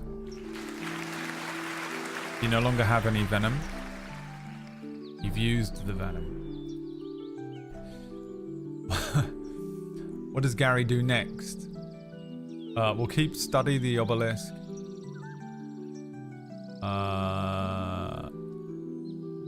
Study the obelisk, try to find out what the runes mean, ask the party if anyone's familiar with the runes, place a hand on the obelisk and close his eyes, try to find out what the glow originate from, interact with the obelisk. Ponder what it means.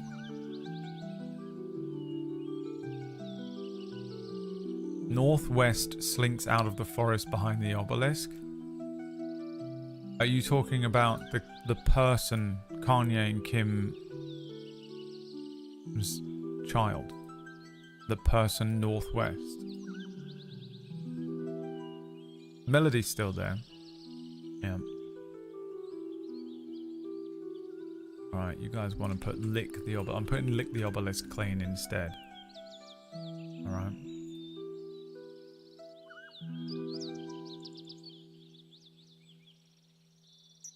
Music's still going.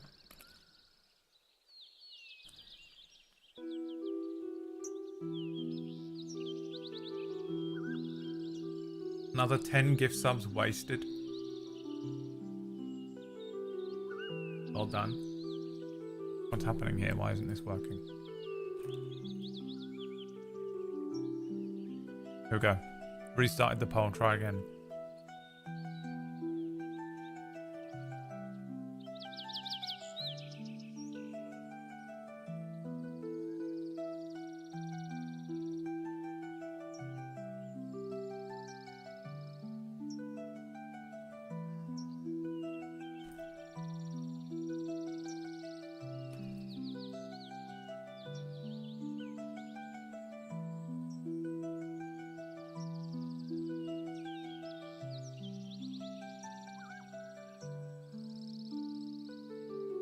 Study the obelisk.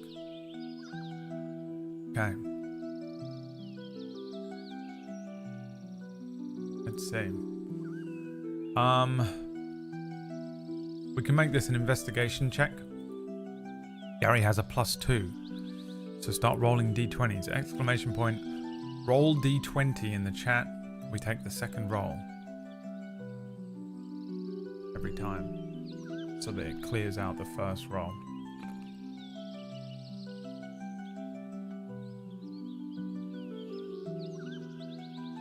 A 2 from Lux. With Gary's +2, that's a 4. Gary looks over the obelisk, trying to figure out what is happening here. The ancient runes, the glowing coming from some of the parts of this stone, some of the runes.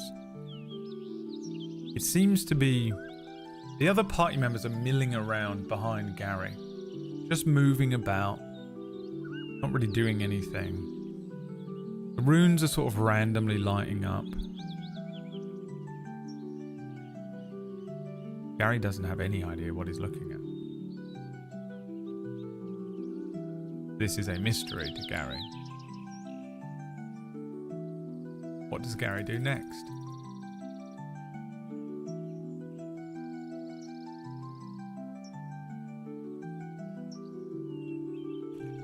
You've failed your check.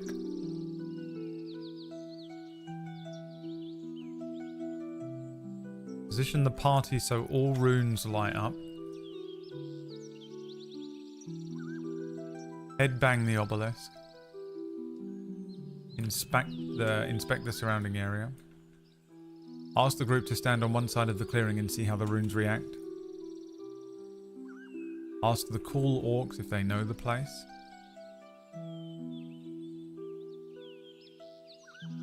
Alright. That's it. Choice is yours.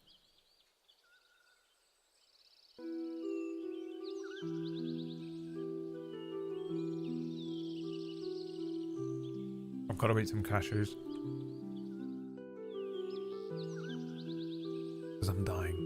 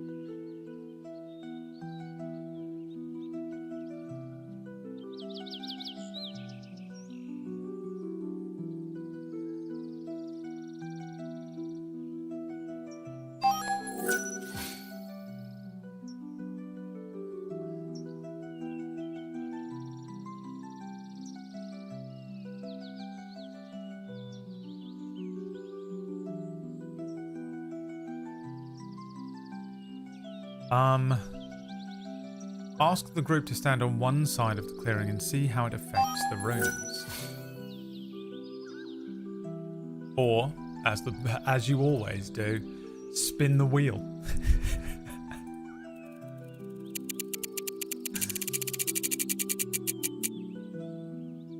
Wild magic surge.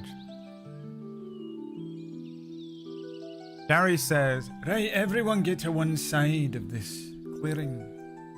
Everyone move from that side to that side. They all start moving to one side.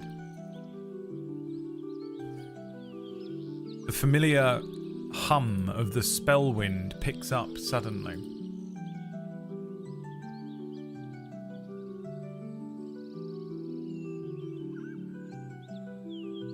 As the wild magic surge begins, 1D, 1,000, no, 10,000. There are 10,000 options that could happen here with this wild magic surge. 3,288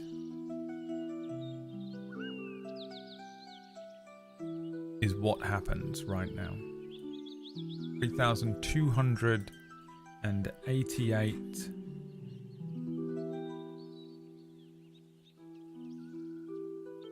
Okay. Now, Gary's unaware of this, but we're going to add something to Gary's sheet here.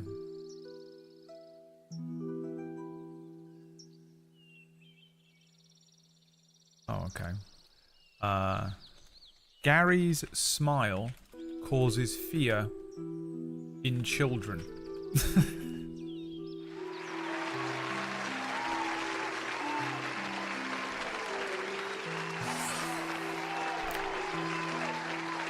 This is what happens now. If Gary smiles and there are children nearby, fear.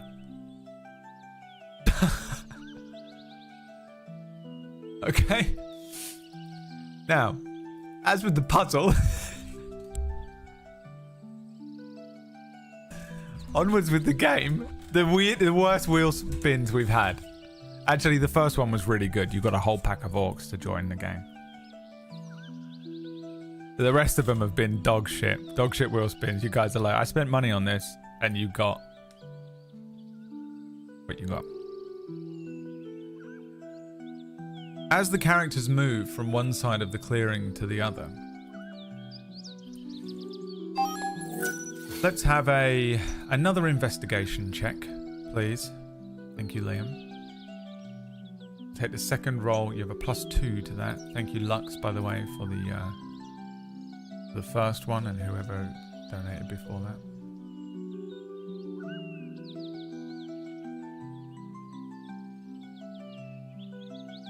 An investigation check. A 10. +2. Gary watches the runes. Watches the party members move. Watches the runes. Examines the party members standing on one side of the forest. Watches the runes. When they first move from one side of the forest to the other, a lot of the runes do change, shifting in brightness, and some of them stopping illumination entirely. The party members move to one side of the forest, some of them light up. As the party members mill about, sort of awkwardly standing there, shuffling about, Gary notices that some of the runes do kind of flash and light up briefly. Little moments. Gary gets the sense that the runes light up when the characters interact with the trees and plants.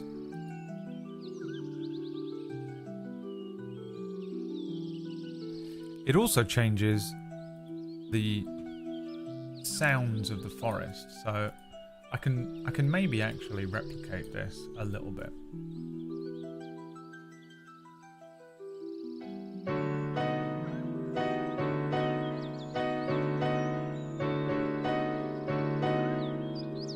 Discordant melodies.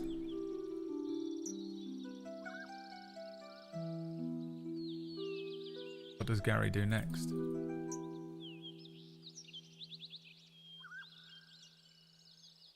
What does Gary do next?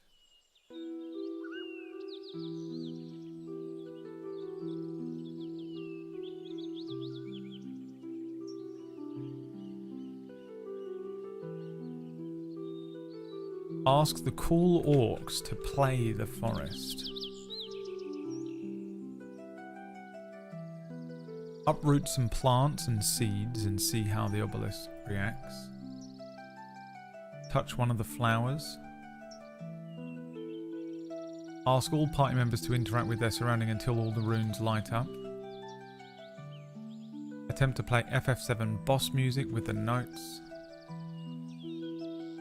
Attempt to recreate the melody by having the party touch the plants in order. Search for the character trying to play the piano. No one's playing a piano. It was just an example. But I understand it. Party in the trees to create a harmony. I won't do any more examples because everyone takes everything fucking literally.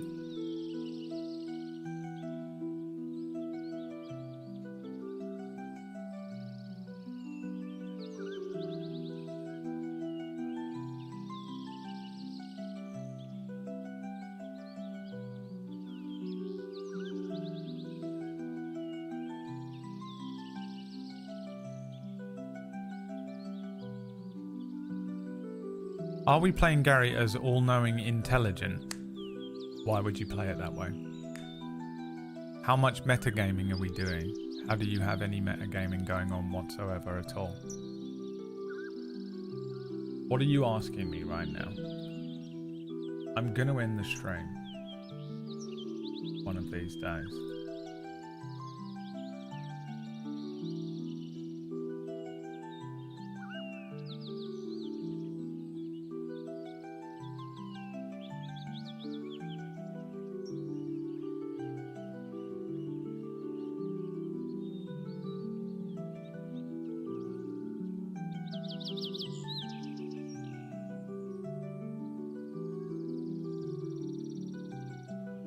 Attempt to recreate the melody by having the party touch the plants in order.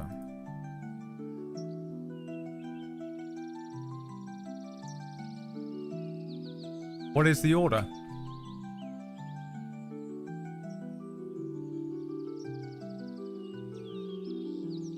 You want to have the party play the plants in order. What is the order?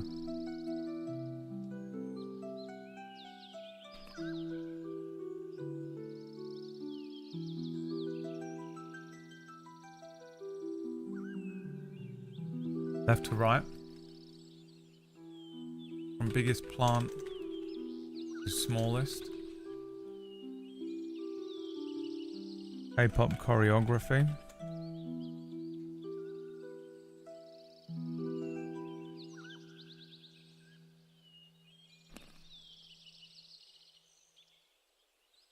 G major, F major, F minor, C, C, G major. From the plant that lights up, the first rune to the last. See if the animals are showing you the order.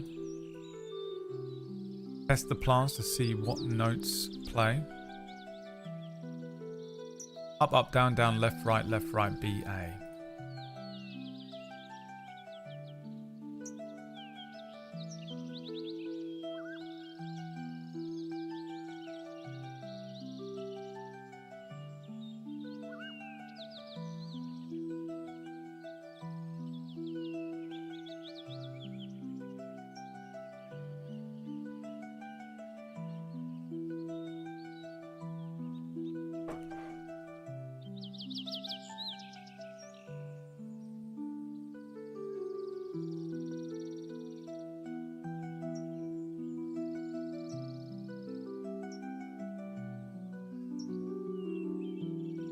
What order?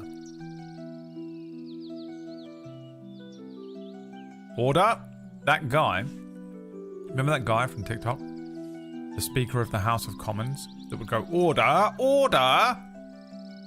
He is for some reason in season 2 of the American series of The Traitors. the most confusing thing ever, and I don't know why he's in it. See if the animals are showing you the order. This will be an insight check. Exclamation point, roll d20. Gary has a +1 to insight. +1 to the roll. We take the second roll. Not that 15. A 6 + 1 is a 7. Gary looks at the birds and the butterflies and the creatures. They seem to be sort of flying around at random. I don't think he's too sure whether they're trying to show him the order, but he gets a sense that they're probably not. It's hard for him to tell.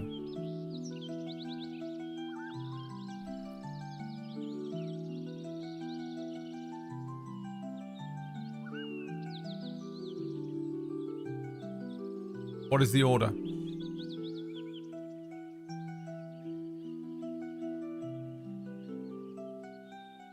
Do we think?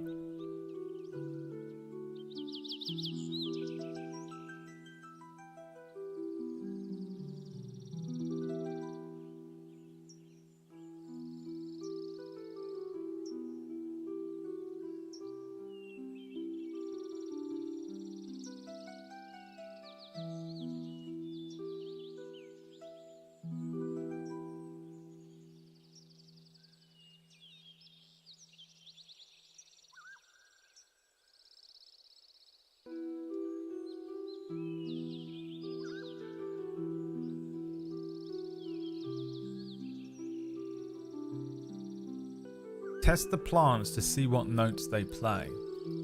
Okay. Now we're getting somewhere. Let's have another investigation check from Gary. A +2 to this.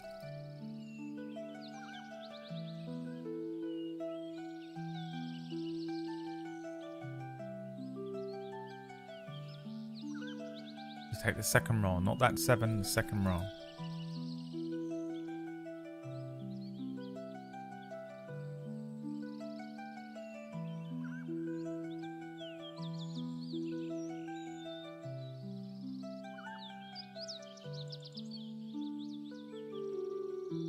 A 13 +2 is a 15. Gary starts moving around, touching varying plants. Touches a tree, touches a flower, touches a mushroom. Moving up and down, Gary realizes that the trees are producing the hums, the sound, the melody. Each tree humming a different note.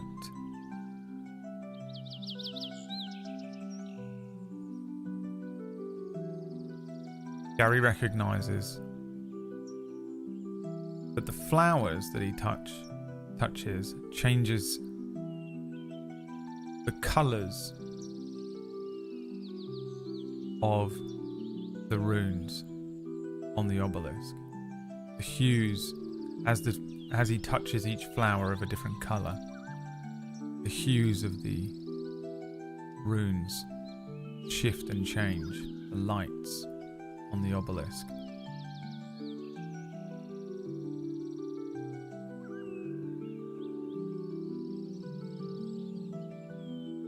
So, what does Gary do next?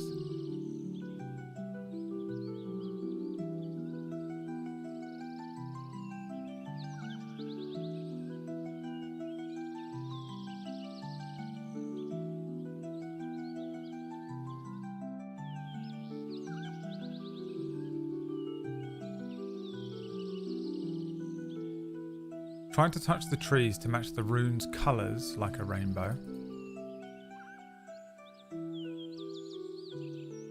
Notes and colours. The trees are providing the notes. The flowers are producing the colours.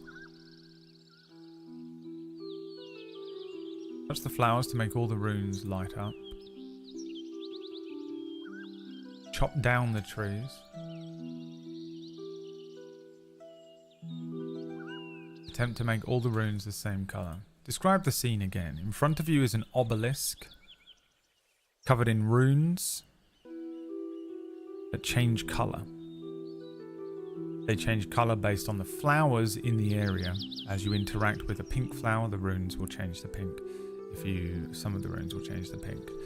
Interact with some of the orange flowers, and some of the runes change to orange, lighting up as and when you touch the flowers.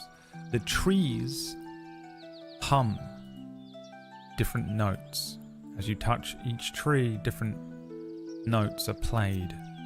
Musical notes are played from the trees. Ask the Cool Orcs to recreate the sounds.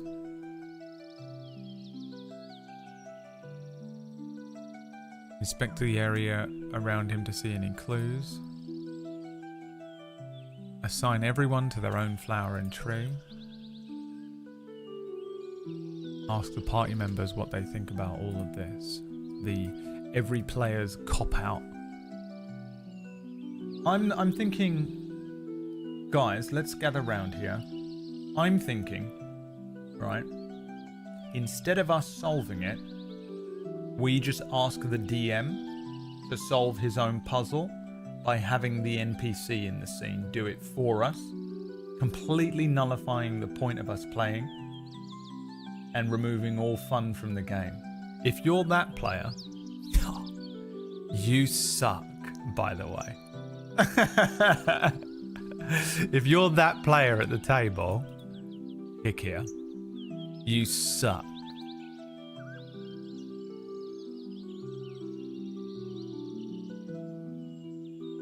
Just explain to them, Lux. They don't understand what's going on.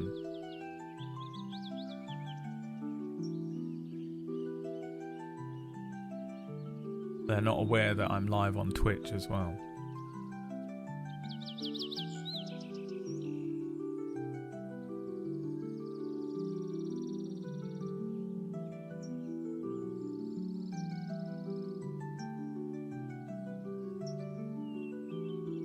Assign everyone to their own flower and tree. Okay. Gary does that. Orchestrating everybody to a flower. Moving the group around the area in such a way that all of the characters are assigned to their own flowers and trees. Each of the relevant flowers, each of the relevant trees now has either a bullywug, a hobgoblin, a lizard folk, a cool orc, or Krasuval or Seg next to it. And what does Gary do next? You've assigned each character to each thing.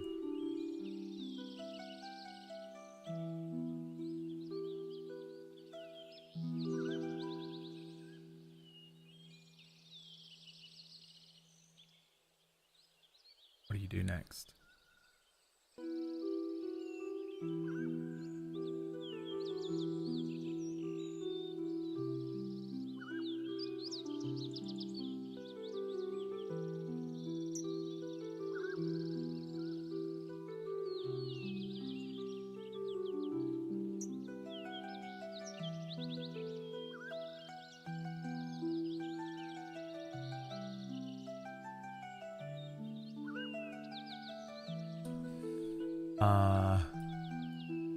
Make them touch everything at the same time. Ask all party member to interact with their flower's tree at the same time. Same answer. Direct them to recreate the melody on the trees. Do we know anything about... Do we know what the obelisk does when no one's touching anything? No. Get them to all tap until the runes turn blue.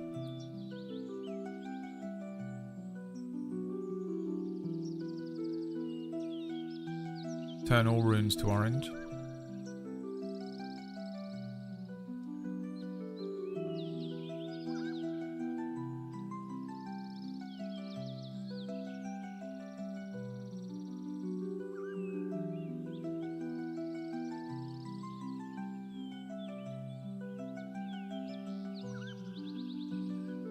turn all runes to green.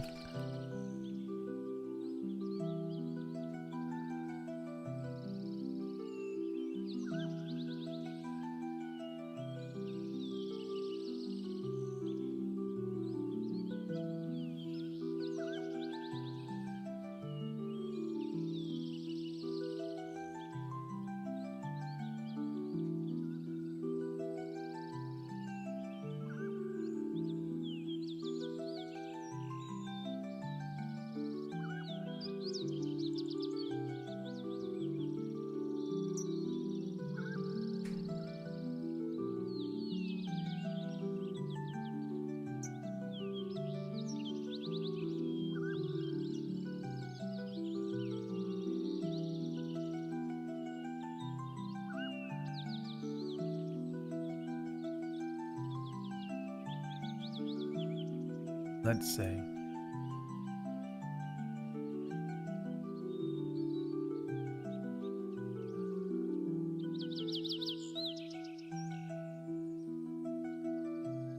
Direct them to recreate the melody on the trees.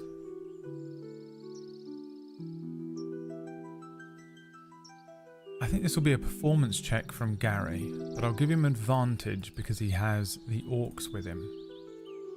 And this is what they do. So start rolling. We take the higher of the second and third rolls. Gary has a -1 to performance.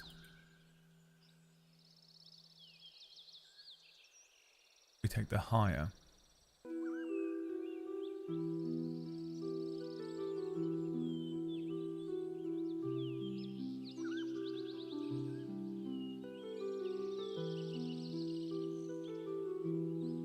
The second and third rolls. So we've got a 3. Can you beat a 3?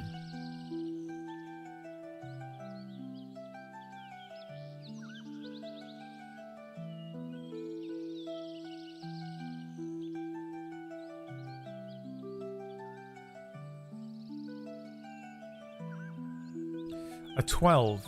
-1 is an 11. Working together with the orcs predominantly.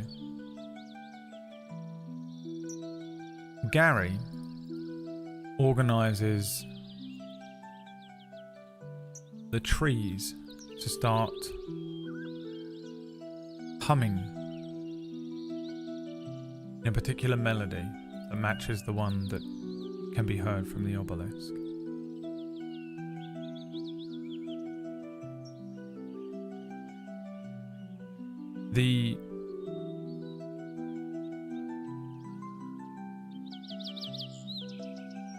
The runes on the obelisk shift and change into a language that Gary can understand. Which I'm going to say is Gnomish. Or maybe Druidic. Yes, that sounds more likely.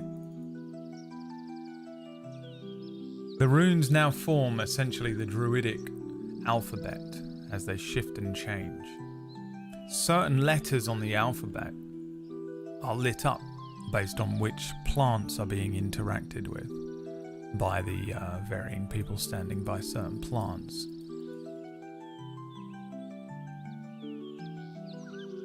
What does Gary do next? Gary can read, yeah.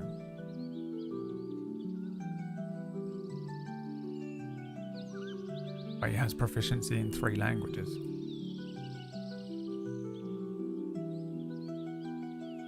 Read it? There's nothing to read. It's just all of the letters. Some of them are lit up just based on what the group are touching.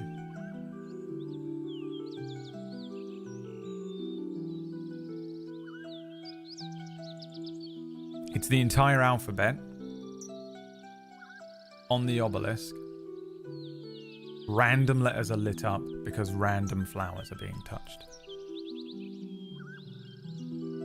Make the letters light up to say Gary.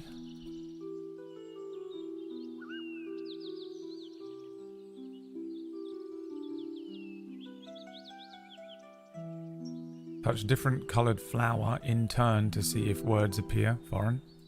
My voice is going. My voice is genuinely going. We have until my voice runs out to finish this session.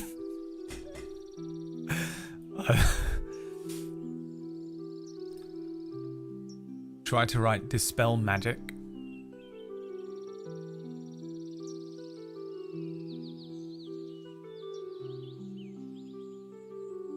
Dyeing my hair, of course you are.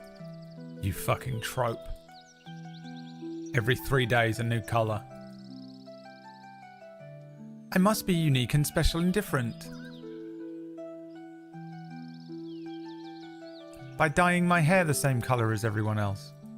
Some sort of vibrant green or a pink and blue mix. Oh, dude. Is that it? This is what we've got. Okay. Make the letters light up to say Gary. Touch a different coloured flower in turn to see if words appear.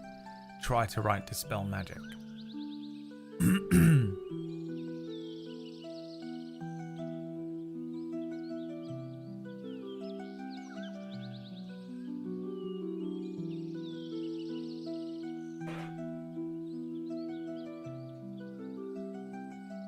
Genuinely losing my voice this week.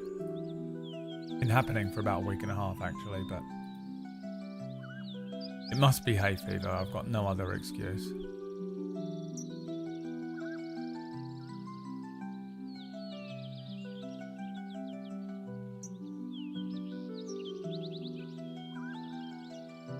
Have some tea.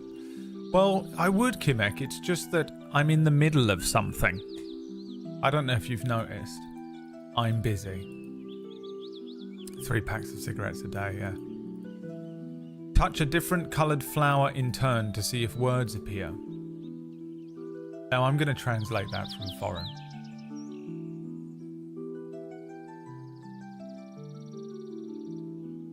I just got out of the shower and I'm about to leave. Alright, well, thanks for letting us know. You start touching different flowers, and all that happens is the different letters light up. No words appear. It just different flowers represent different runes, and different runes represent different letters. What does Gary do next? I'll leave these 2 on there for you as well. Make the letters light up to say Gary. Try to write dispel magic. My bad, sorry everyone. I don't know what you're doing or why you're saying that.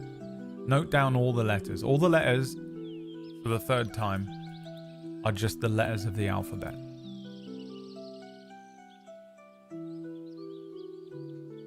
Touch red flowers only.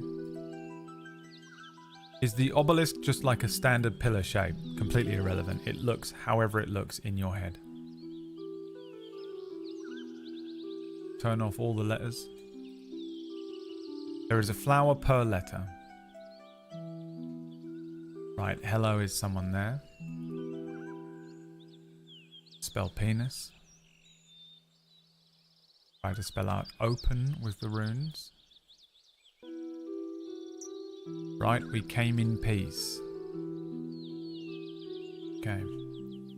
What does Gary do next? Make the letters light up to say Gary. Try to write dispel magic. Touch red flowers only. Turn off all the letters. Write hello, is someone there? Spell penis. Try to spell out open with the runes. Or write we came in peace. The obelisk looks like PB to me.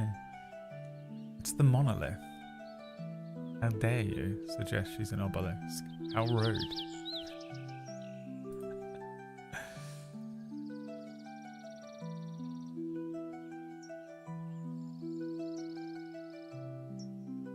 I can't believe you would say that.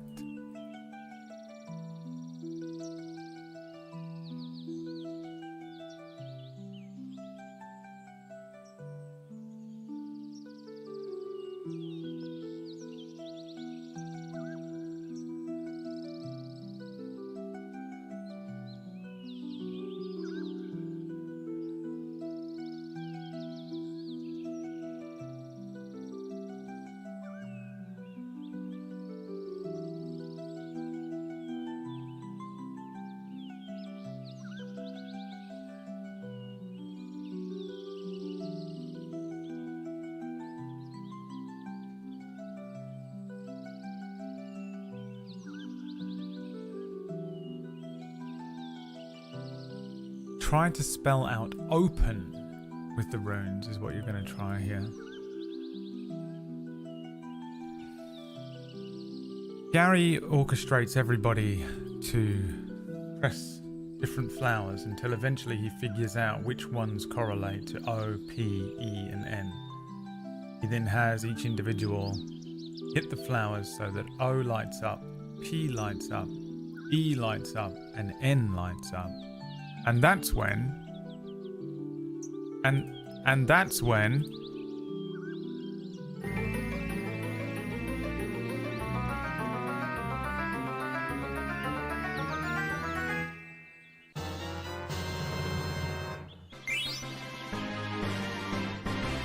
You solved the puzzle! Fuck, I wasn't sure how puzzles were gonna work.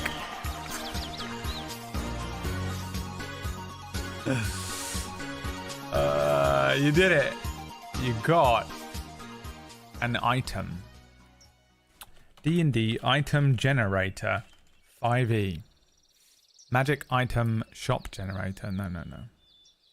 Just magic item generator, please.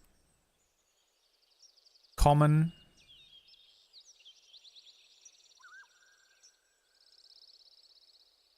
Cursed, maybe. No. 1, 2, 3.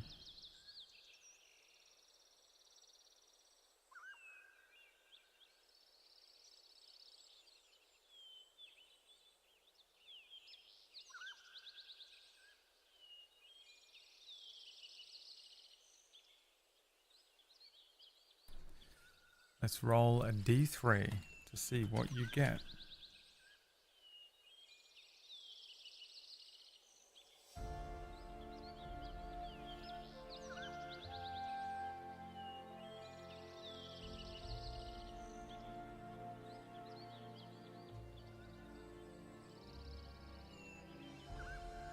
The obelisk, a piece of the obelisk opens up.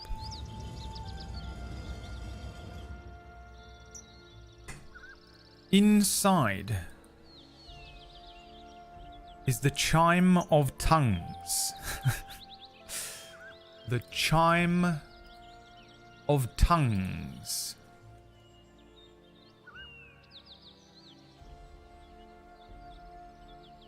When this chime is rung, the user... I have to reword it from the foreign way that it's written here.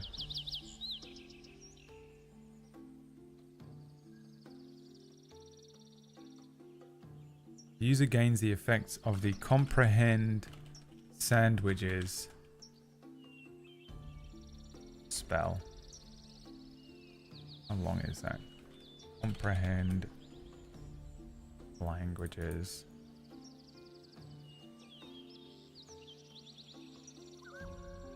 For 1 hour.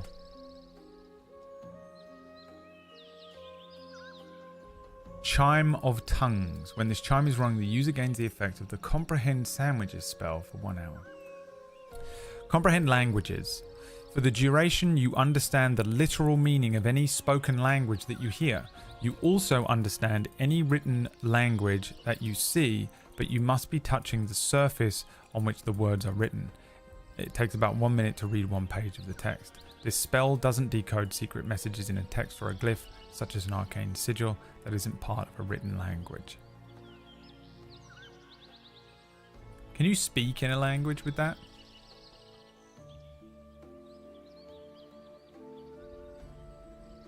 This chime cannot be rung again for 24 hours. The chime of tongues. You can now speak to the creatures. That's ironic. That's amazing. It's actually perfect, as if I'd written it in my... but I didn't. As if I'd written this thing out. Now you're seeing how easy it is to GM. It makes sense that this is what's inside this thing. It makes sense that this is the item you need to be able to understand the bullywugs so that you can go to the fucking place. Does Gary Ring the chime of tongues. Yes. No.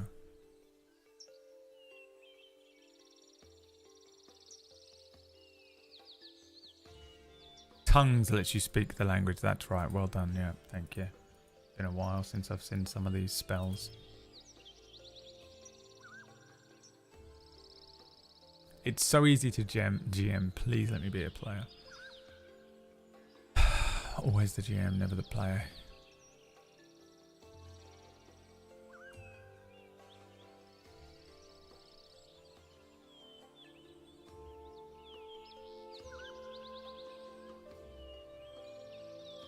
Comprehend sandwiches.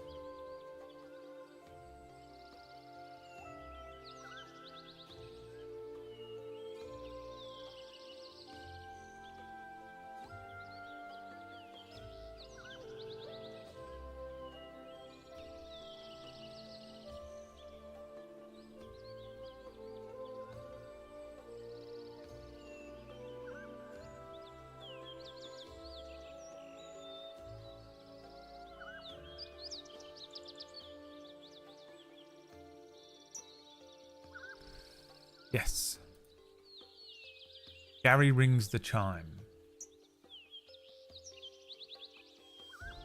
Do I have a chime sound?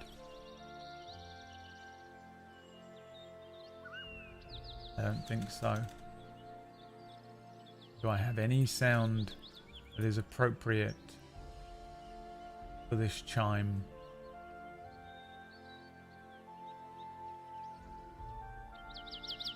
I don't think so.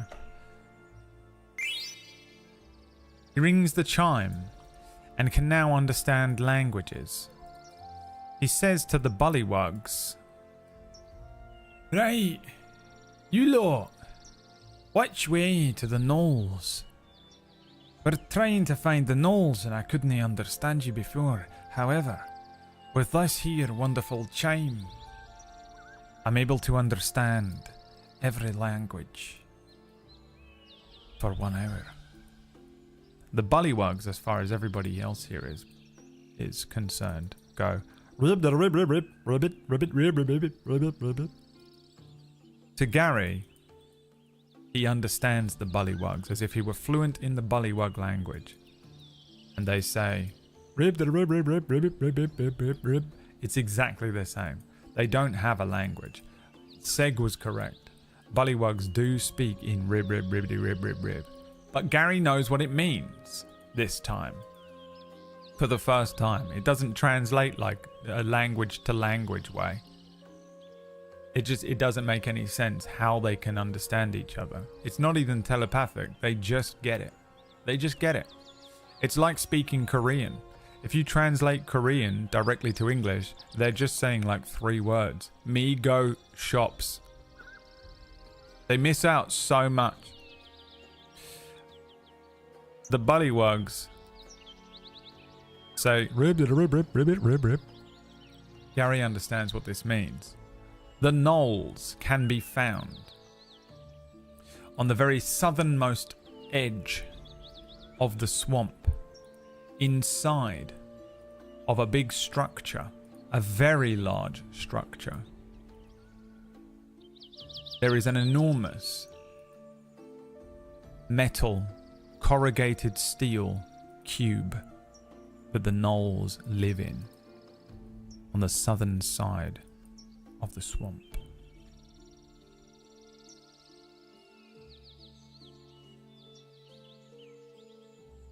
What does Gary do next? Go west. Go to the knoll hideout. And then whatever else you want. Cast seduction.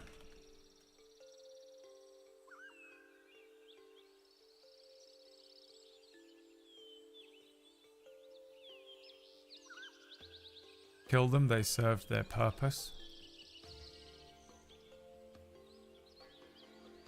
Ask the most intelligent person there which way is south. Set up camp and rest, even though you don't need to because nothing has happened so far. Everyone that touched the obelisk washes their hands. No one touched it. And romance one of them, which is the same as cast seduction, I think, but we'll just see what that means. Gary did. I don't think he touched the obelisk apart from to smear the venom all over it, which is still on his hand.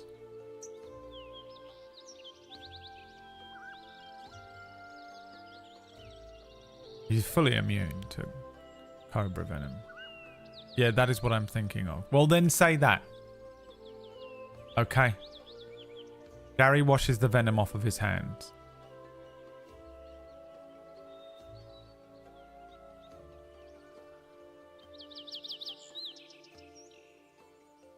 Which a foreign way of speaking. Get your foreign away from me. I'm going full UKIP for the rest of this stream. Don't make me vote UKIP. Can you even? Do they even exist anymore? Go to the Knoll hideout. Alright.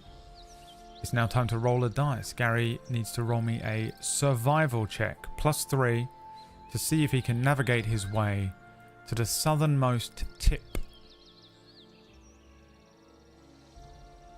of the swamp.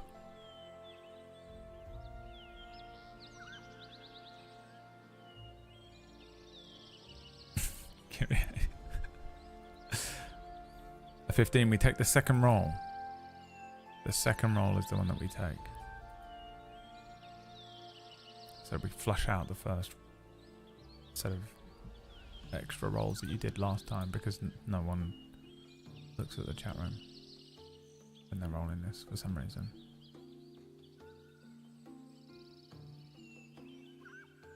Keep going. Keep going. You can do it. I believe in you. You can roll twice.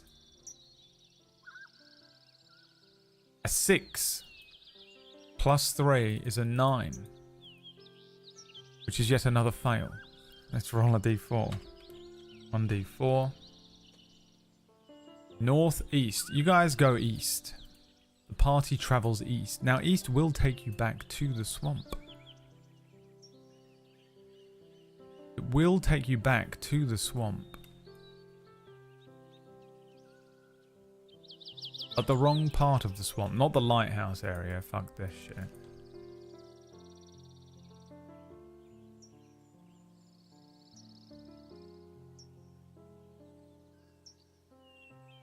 But you are most certainly lost.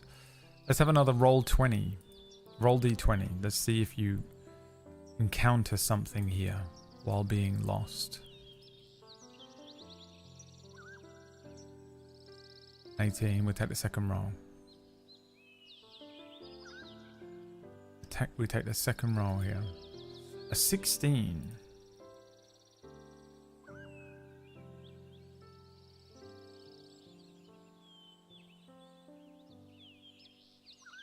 Encounter. You are, however, lost. Gary looks around. I don't think we've gone the right way. I'm not seeing this structure that the bullywugs have described. I appear to be lost. You're completely lost, but you are in the swamp. What does Gary do next?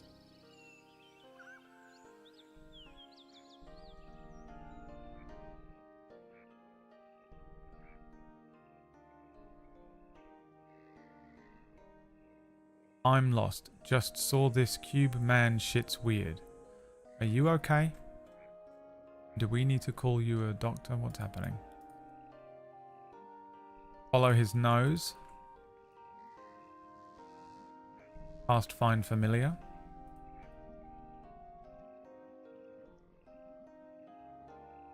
What does Gary do now? You're lost in the swamp. You're trying to find the home of the Knolls. Ask his followers if they know this area.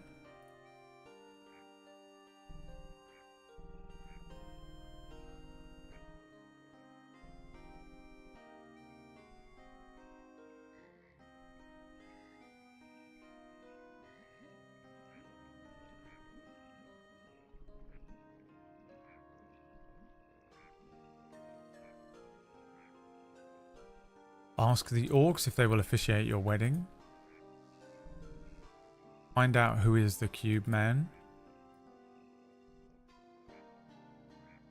Try to find the right direction. Looks around for any creatures. Listen for knoll sounds like dog sounds. Those are your options there.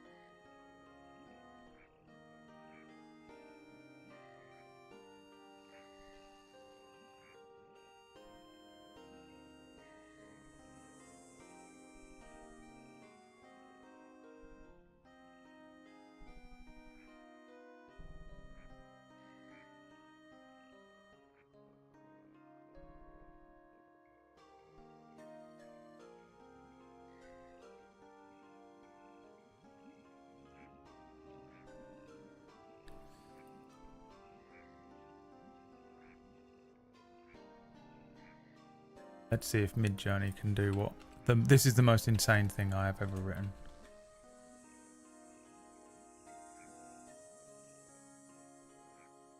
Let's see if it can handle that.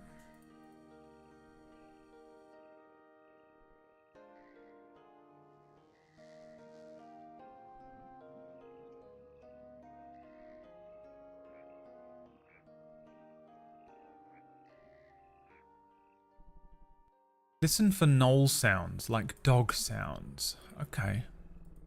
Let's get a perception check from Gary. Gary has a +3 to perception.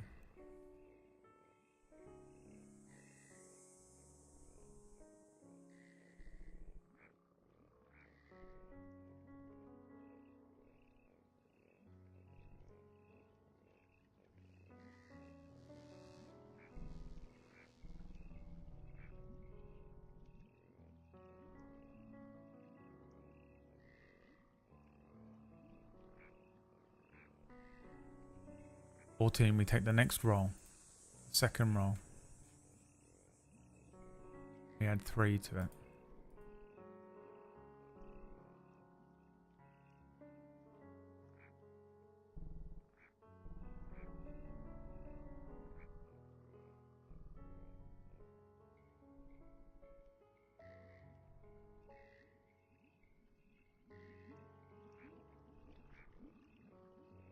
Keep going. A 10 +3. A 13. Gary starts sniffing the air. He starts listening. He focuses his mind.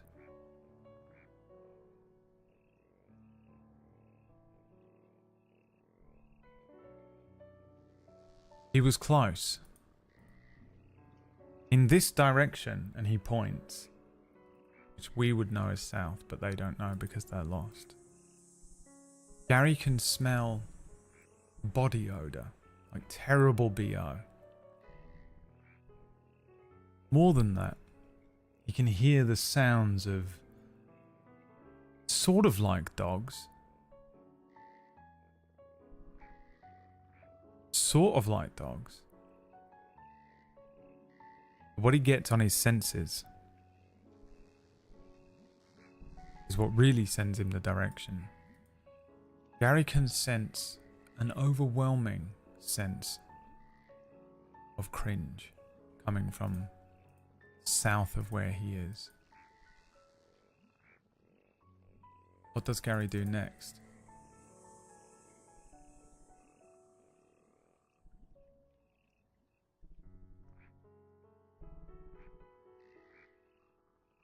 March south. Go towards the cringe. Well, we know he's going to go towards the cringe. How is he going towards the cringe? Approach stealthy the direction of the sound. The most foreign. Approach stealthy the direction of the sound. Turbo. The most foreign one. I feel like the most foreign one should have advantage. The more foreign you are that you write this. Send Seg to scout.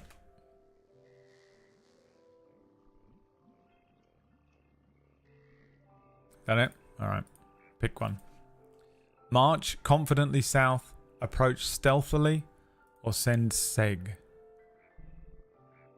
Do stop mocking us. Never. It's extra funny to me because you guys are speaking like really good English. And I can't speak your languages. I can only speak English. You know what I mean? It's just so, it's so funny to me. Anyone that takes a piss out of anyone speaking any other language or like, you know, even speaking broken English because they're from another country is insane. It's the funniest thing to do.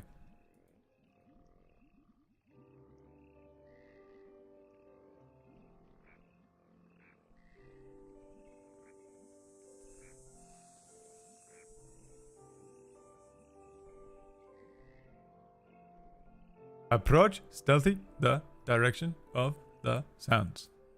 Okay. Where's my what's this one?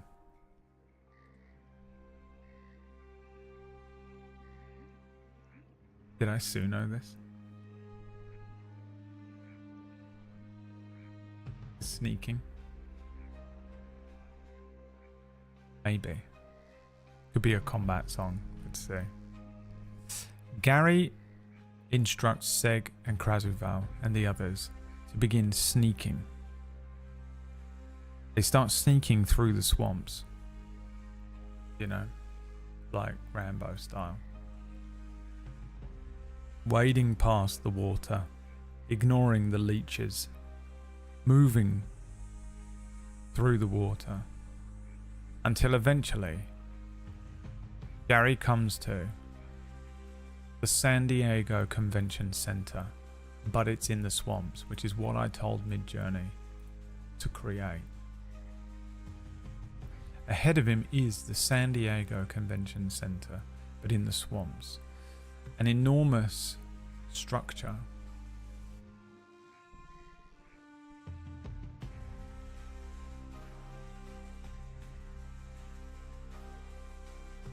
The sense of cringe is most certainly coming from within this structure.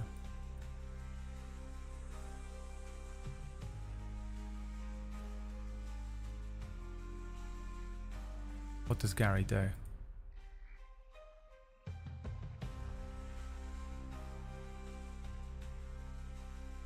What does Gary do? Cast Find Familiar.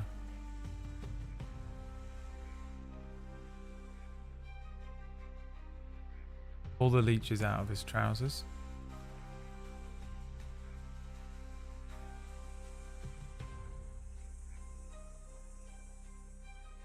Cast Fireball. Burn the cringe. Send in the sneakers? No idea what that means. Buy tickets for the convention. Knock on the door. The sensible people showing up late. Ask if the orcs will officiate the wedding. Find disguises.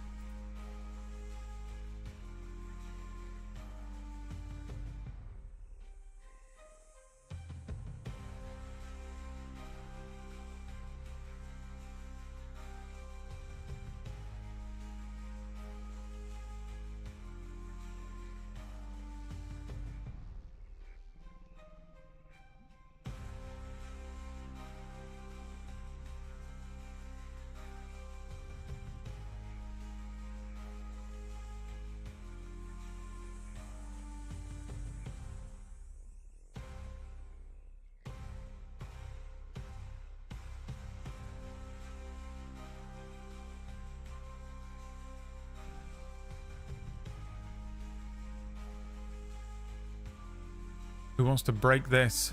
Buy tickets for the convention.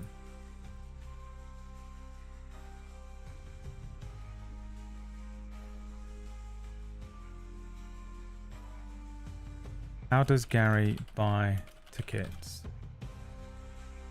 Online. Doorman. Tout.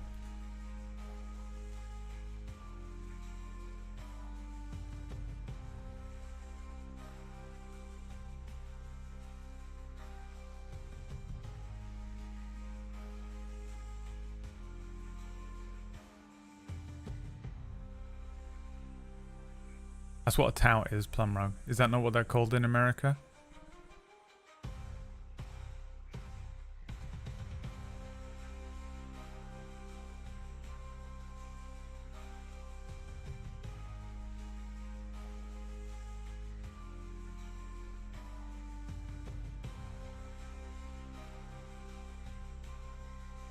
Scalpers.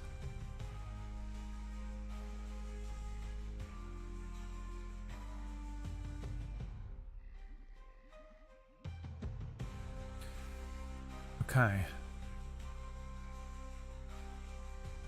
Gary looks around for someone looking shady in a long coat. He sees one. Just a bloke, just a normal human man, standing around in a long coat, and says, "Excuse me, you got tickets to sell for the convention going on inside here, that like their giant convention centre?" The bloke says, "Oh yeah, I got tickets for days, mate. Hundreds of tickets, thousands of tickets, a few tickets for you and your loved ones. Maybe you'd like to buy one, maybe you'd like to buy 100. How many tickets do you want, boy?" How many tickets does Gary buy? 1, 2, 3, 10, 15, 50, 100, 250. This always gets confusing when it's numbers. I don't know. It doesn't work, does it? Wait, hang on. Because I have to write it like this. 1, 2, 3, 5, 10, 100. Oh, you fucker. 100,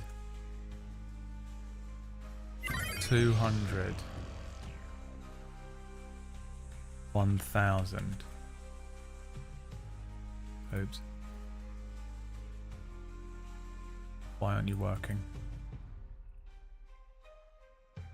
Daniela, thank you so much for the resub. Plumrug, thank you for the gift subs. Somebody gifted, an anonymous viewer gifted 5.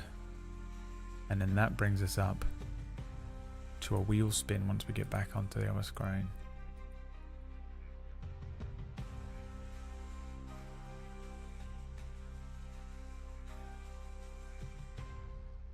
Have a look at how much money Gary actually has here. Gary has got 10 gold pieces.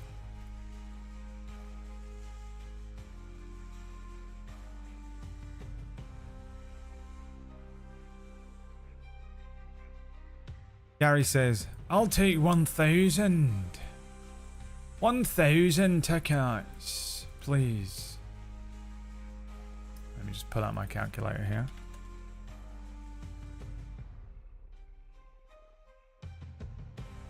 Oh, I don't know why I even needed that. This is the problem with having calculators and phones do everything. I don't even try and do it in my brain first. The man says, 1,000, 1,000, boy. All right, I've got 1,000, but have you got the coins? That'll be $54,000.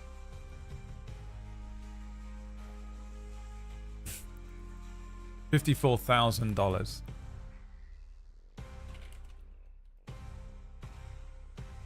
What does Gary do next?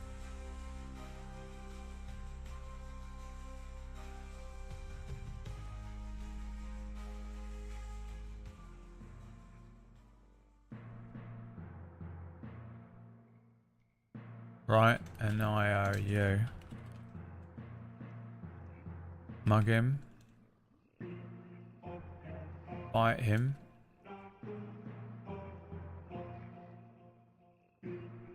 Turn out pockets, offer him lint and a button. Barter. I've got those guys, points to the hobgoblins. Do a sweet break dance.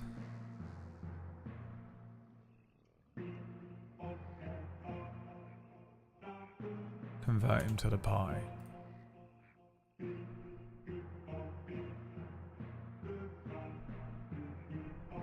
You guys have got to start writing Bullywug correctly, or I'm gonna have to fucking... You guys have really got to start writing Bullywug correctly, or I'm gonna lose my job. Okay, thank you.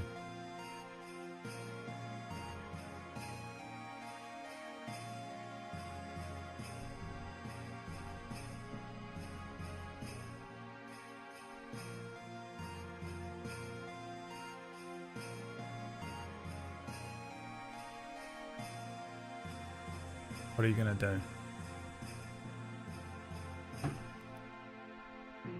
Convert him to the party. How does Gary attempt to convert the tout to the party?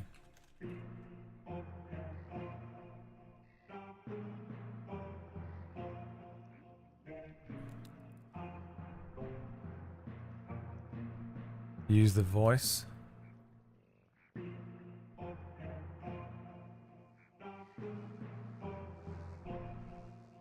Raise all. I need to spin the wheel, don't I? Arms. Show him muscles. Join me.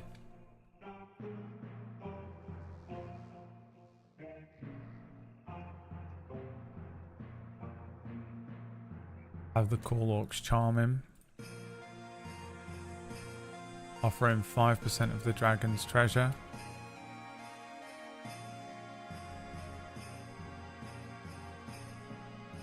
Ask politely.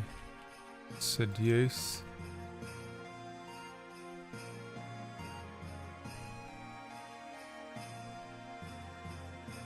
I guess that's it. Alright. Away you go. Use the voice, raise all four arms, show him muscles, join me, have the cool orcs charm him, offer him 5% of the dragon's treasure, ask politely, seduce.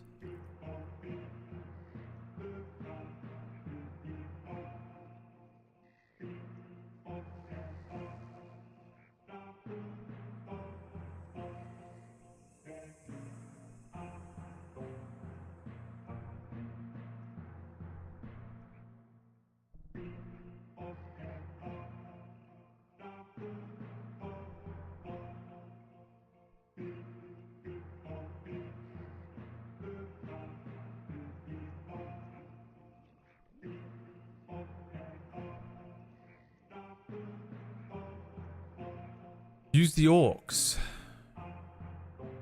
Okay. Gary clicks his fingers. And the orcs use their ability. The cool orc swarm. Charming song. The orcs sing Hey Soul Sister. You attempt to charm anything you can see within range. It makes a DC 12 wisdom saving throw and does so with advantage if you or your companions are fighting it. If it fails, the saving throw, it's charmed by you until the spell ends. Or until you and your companions do anything. It's charmed by you for...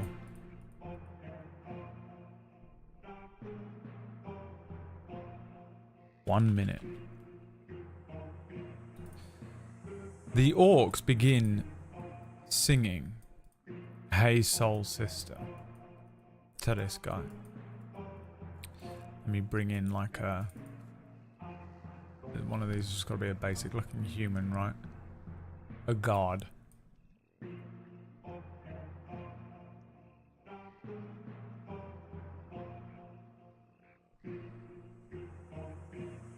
This guy, they sing the entire rendition of Hey Soul Sister. It's wonderful. Everyone's entranced. It's perfect. The way that they work together, the way they use their instruments, the way they harmonize with their voices. It's a fucking brilliant rendition of Hey Soul Sister. At the end of it, the entire group is clapping.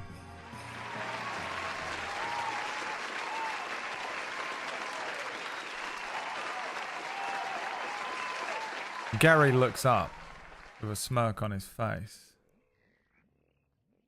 And the tout says, "Ah! What do you think you're, some sort of cool orc or something? Singing your little songs like that? I'm a tout! Mind tricks don't work on me." Touts can't be charmed. A scalper? Is that what you call them? They can't be charmed. Have you ever met one of them? They're psychopathic. Only money works on them. Only money, he says. Wonga, moolah, dosh, you slag.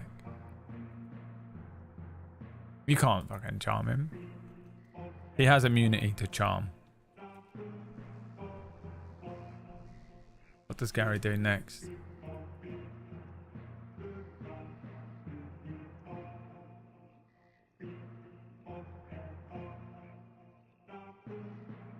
Give me the tickets, or Ralph. Sweet yourself and then stab him.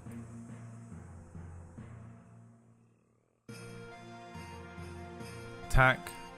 Mug.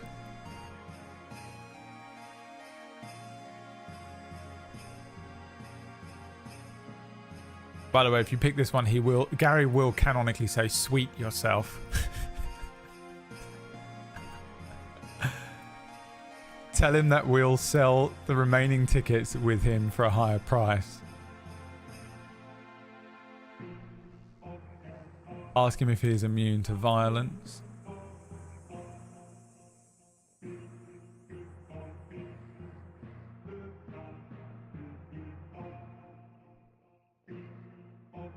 Offer 5% of the dragon's treasure for the 1,000 tickets.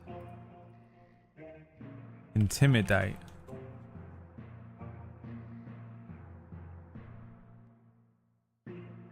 You are technically in an alleyway. You're sort of down the side of the place, really.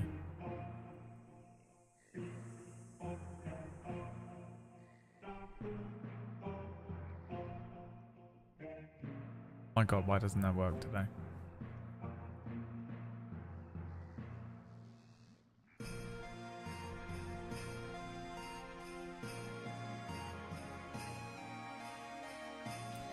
We have got a wheel spin to do. Now might be a good time for it, huh? I'm going to attempt to intimidate him, but first let's do the wheel spin, because I completely forgot and I'm sorry, and you must keep reminding me, even though I'll get annoyed with you. Don't listen to me. The next roll is a natural one.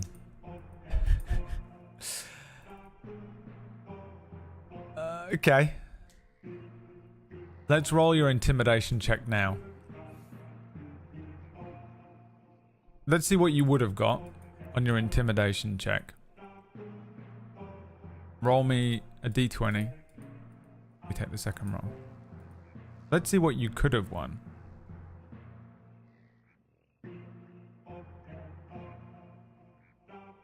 Not that 10, the next roll. If it's a 20, I'm going to piss myself.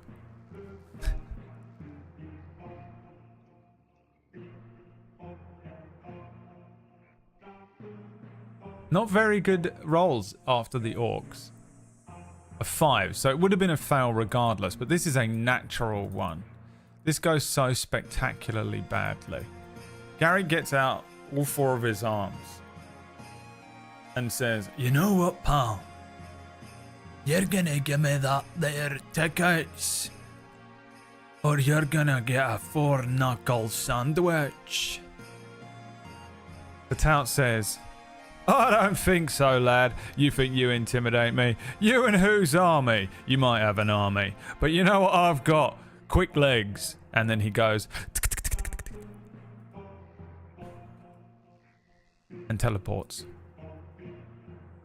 He just vanishes.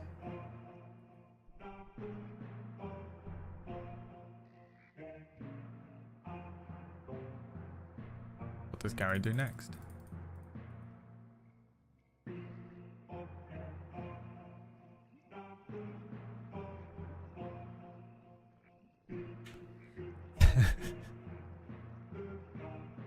I was really looking forward to adding the tout to your party because I have no idea what he was going to be if you had been successful. I know he would have been the Hitcher from the Mighty Boosh, but that would have been it. Enter the building through a side door. Look around to see if he left the tickets or if he dropped some.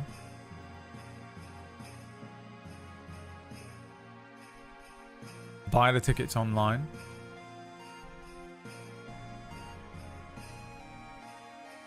Storm the building. Forge a ticket. Kami got stressed out with being on YouTube. Enter without a ticket. Climb the building. Try to buy tickets at the door.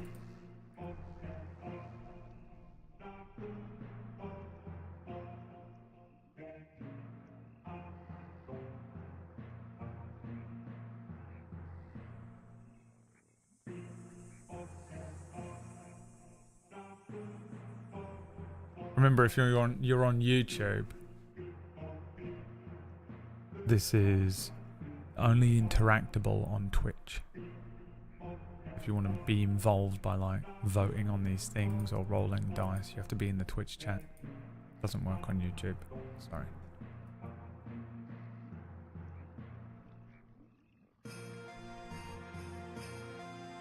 Who's going to tie break it?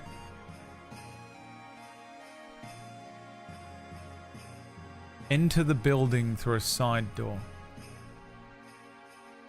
I don't remember saying that you needed a ticket to get in here. I feel like you made that up and went down this route of like, we need tickets to get in. Which, admittedly, is much more fun. I don't think I'd planned that you needed one.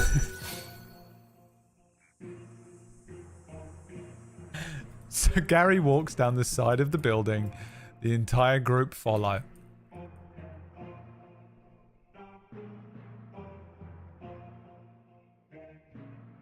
And Gary finds a side entrance. Stepping into the San Diego Convention Center. Get a perception check from Gary. This will be one of the last rolls of the day. If you want to spin the wheel before the stream ends and not let those 4 subs go to waste, now's the time to gift a sub. If you want to spin the wheel one last time before the thing resets. Let's get a perception check. Not that 17, the next roll. Gary has a +3 to perception.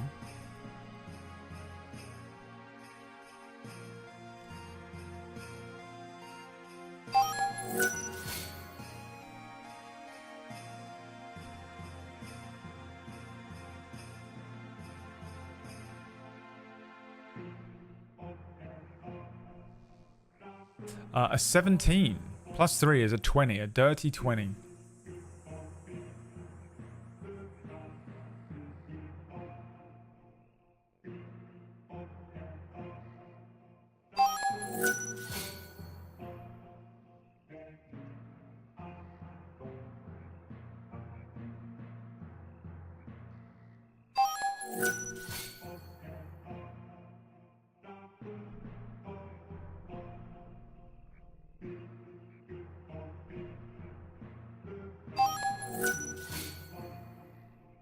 I mean, there we go.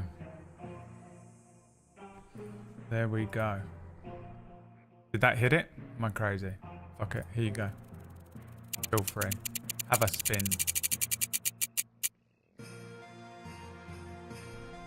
You step through a side door.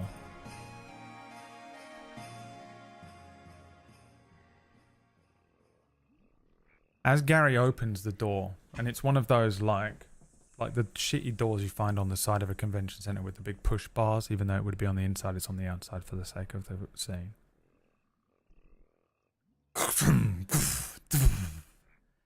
He opens the giant door with stone sound.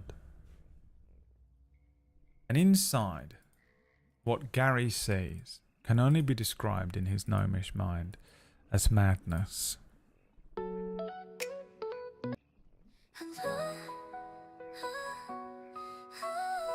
The gnolls are inside.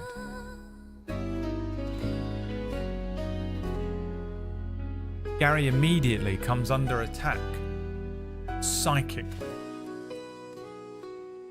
as a siren's song begins to play. God damn it. Inside the convention center are the gnolls. The gnoll furry swarm. Now, gnolls in D&D typically are hyena people. And if you're telling me a gnoll isn't a furry, I don't know what to tell you, dude. A gnoll is a furry. Feral humanoids that attack settlements. The thing with a gnoll is they're tall,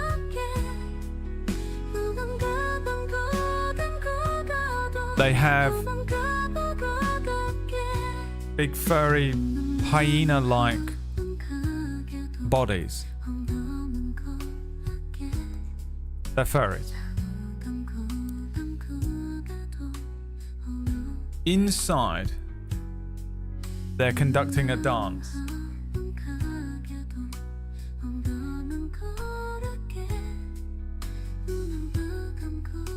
It's a J-pop, K-pop level of dance, and immediately Gary is drawn in.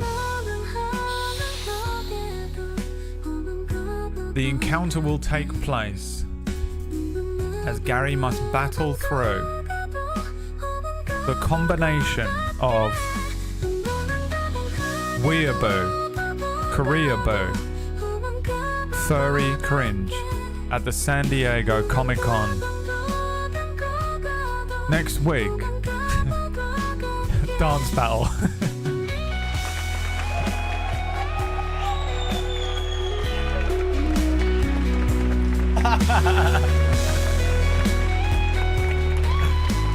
Gary and the Orcs versus the Gnoll Furies. Furries. In a dance battle to rival Guardians of the Galaxy.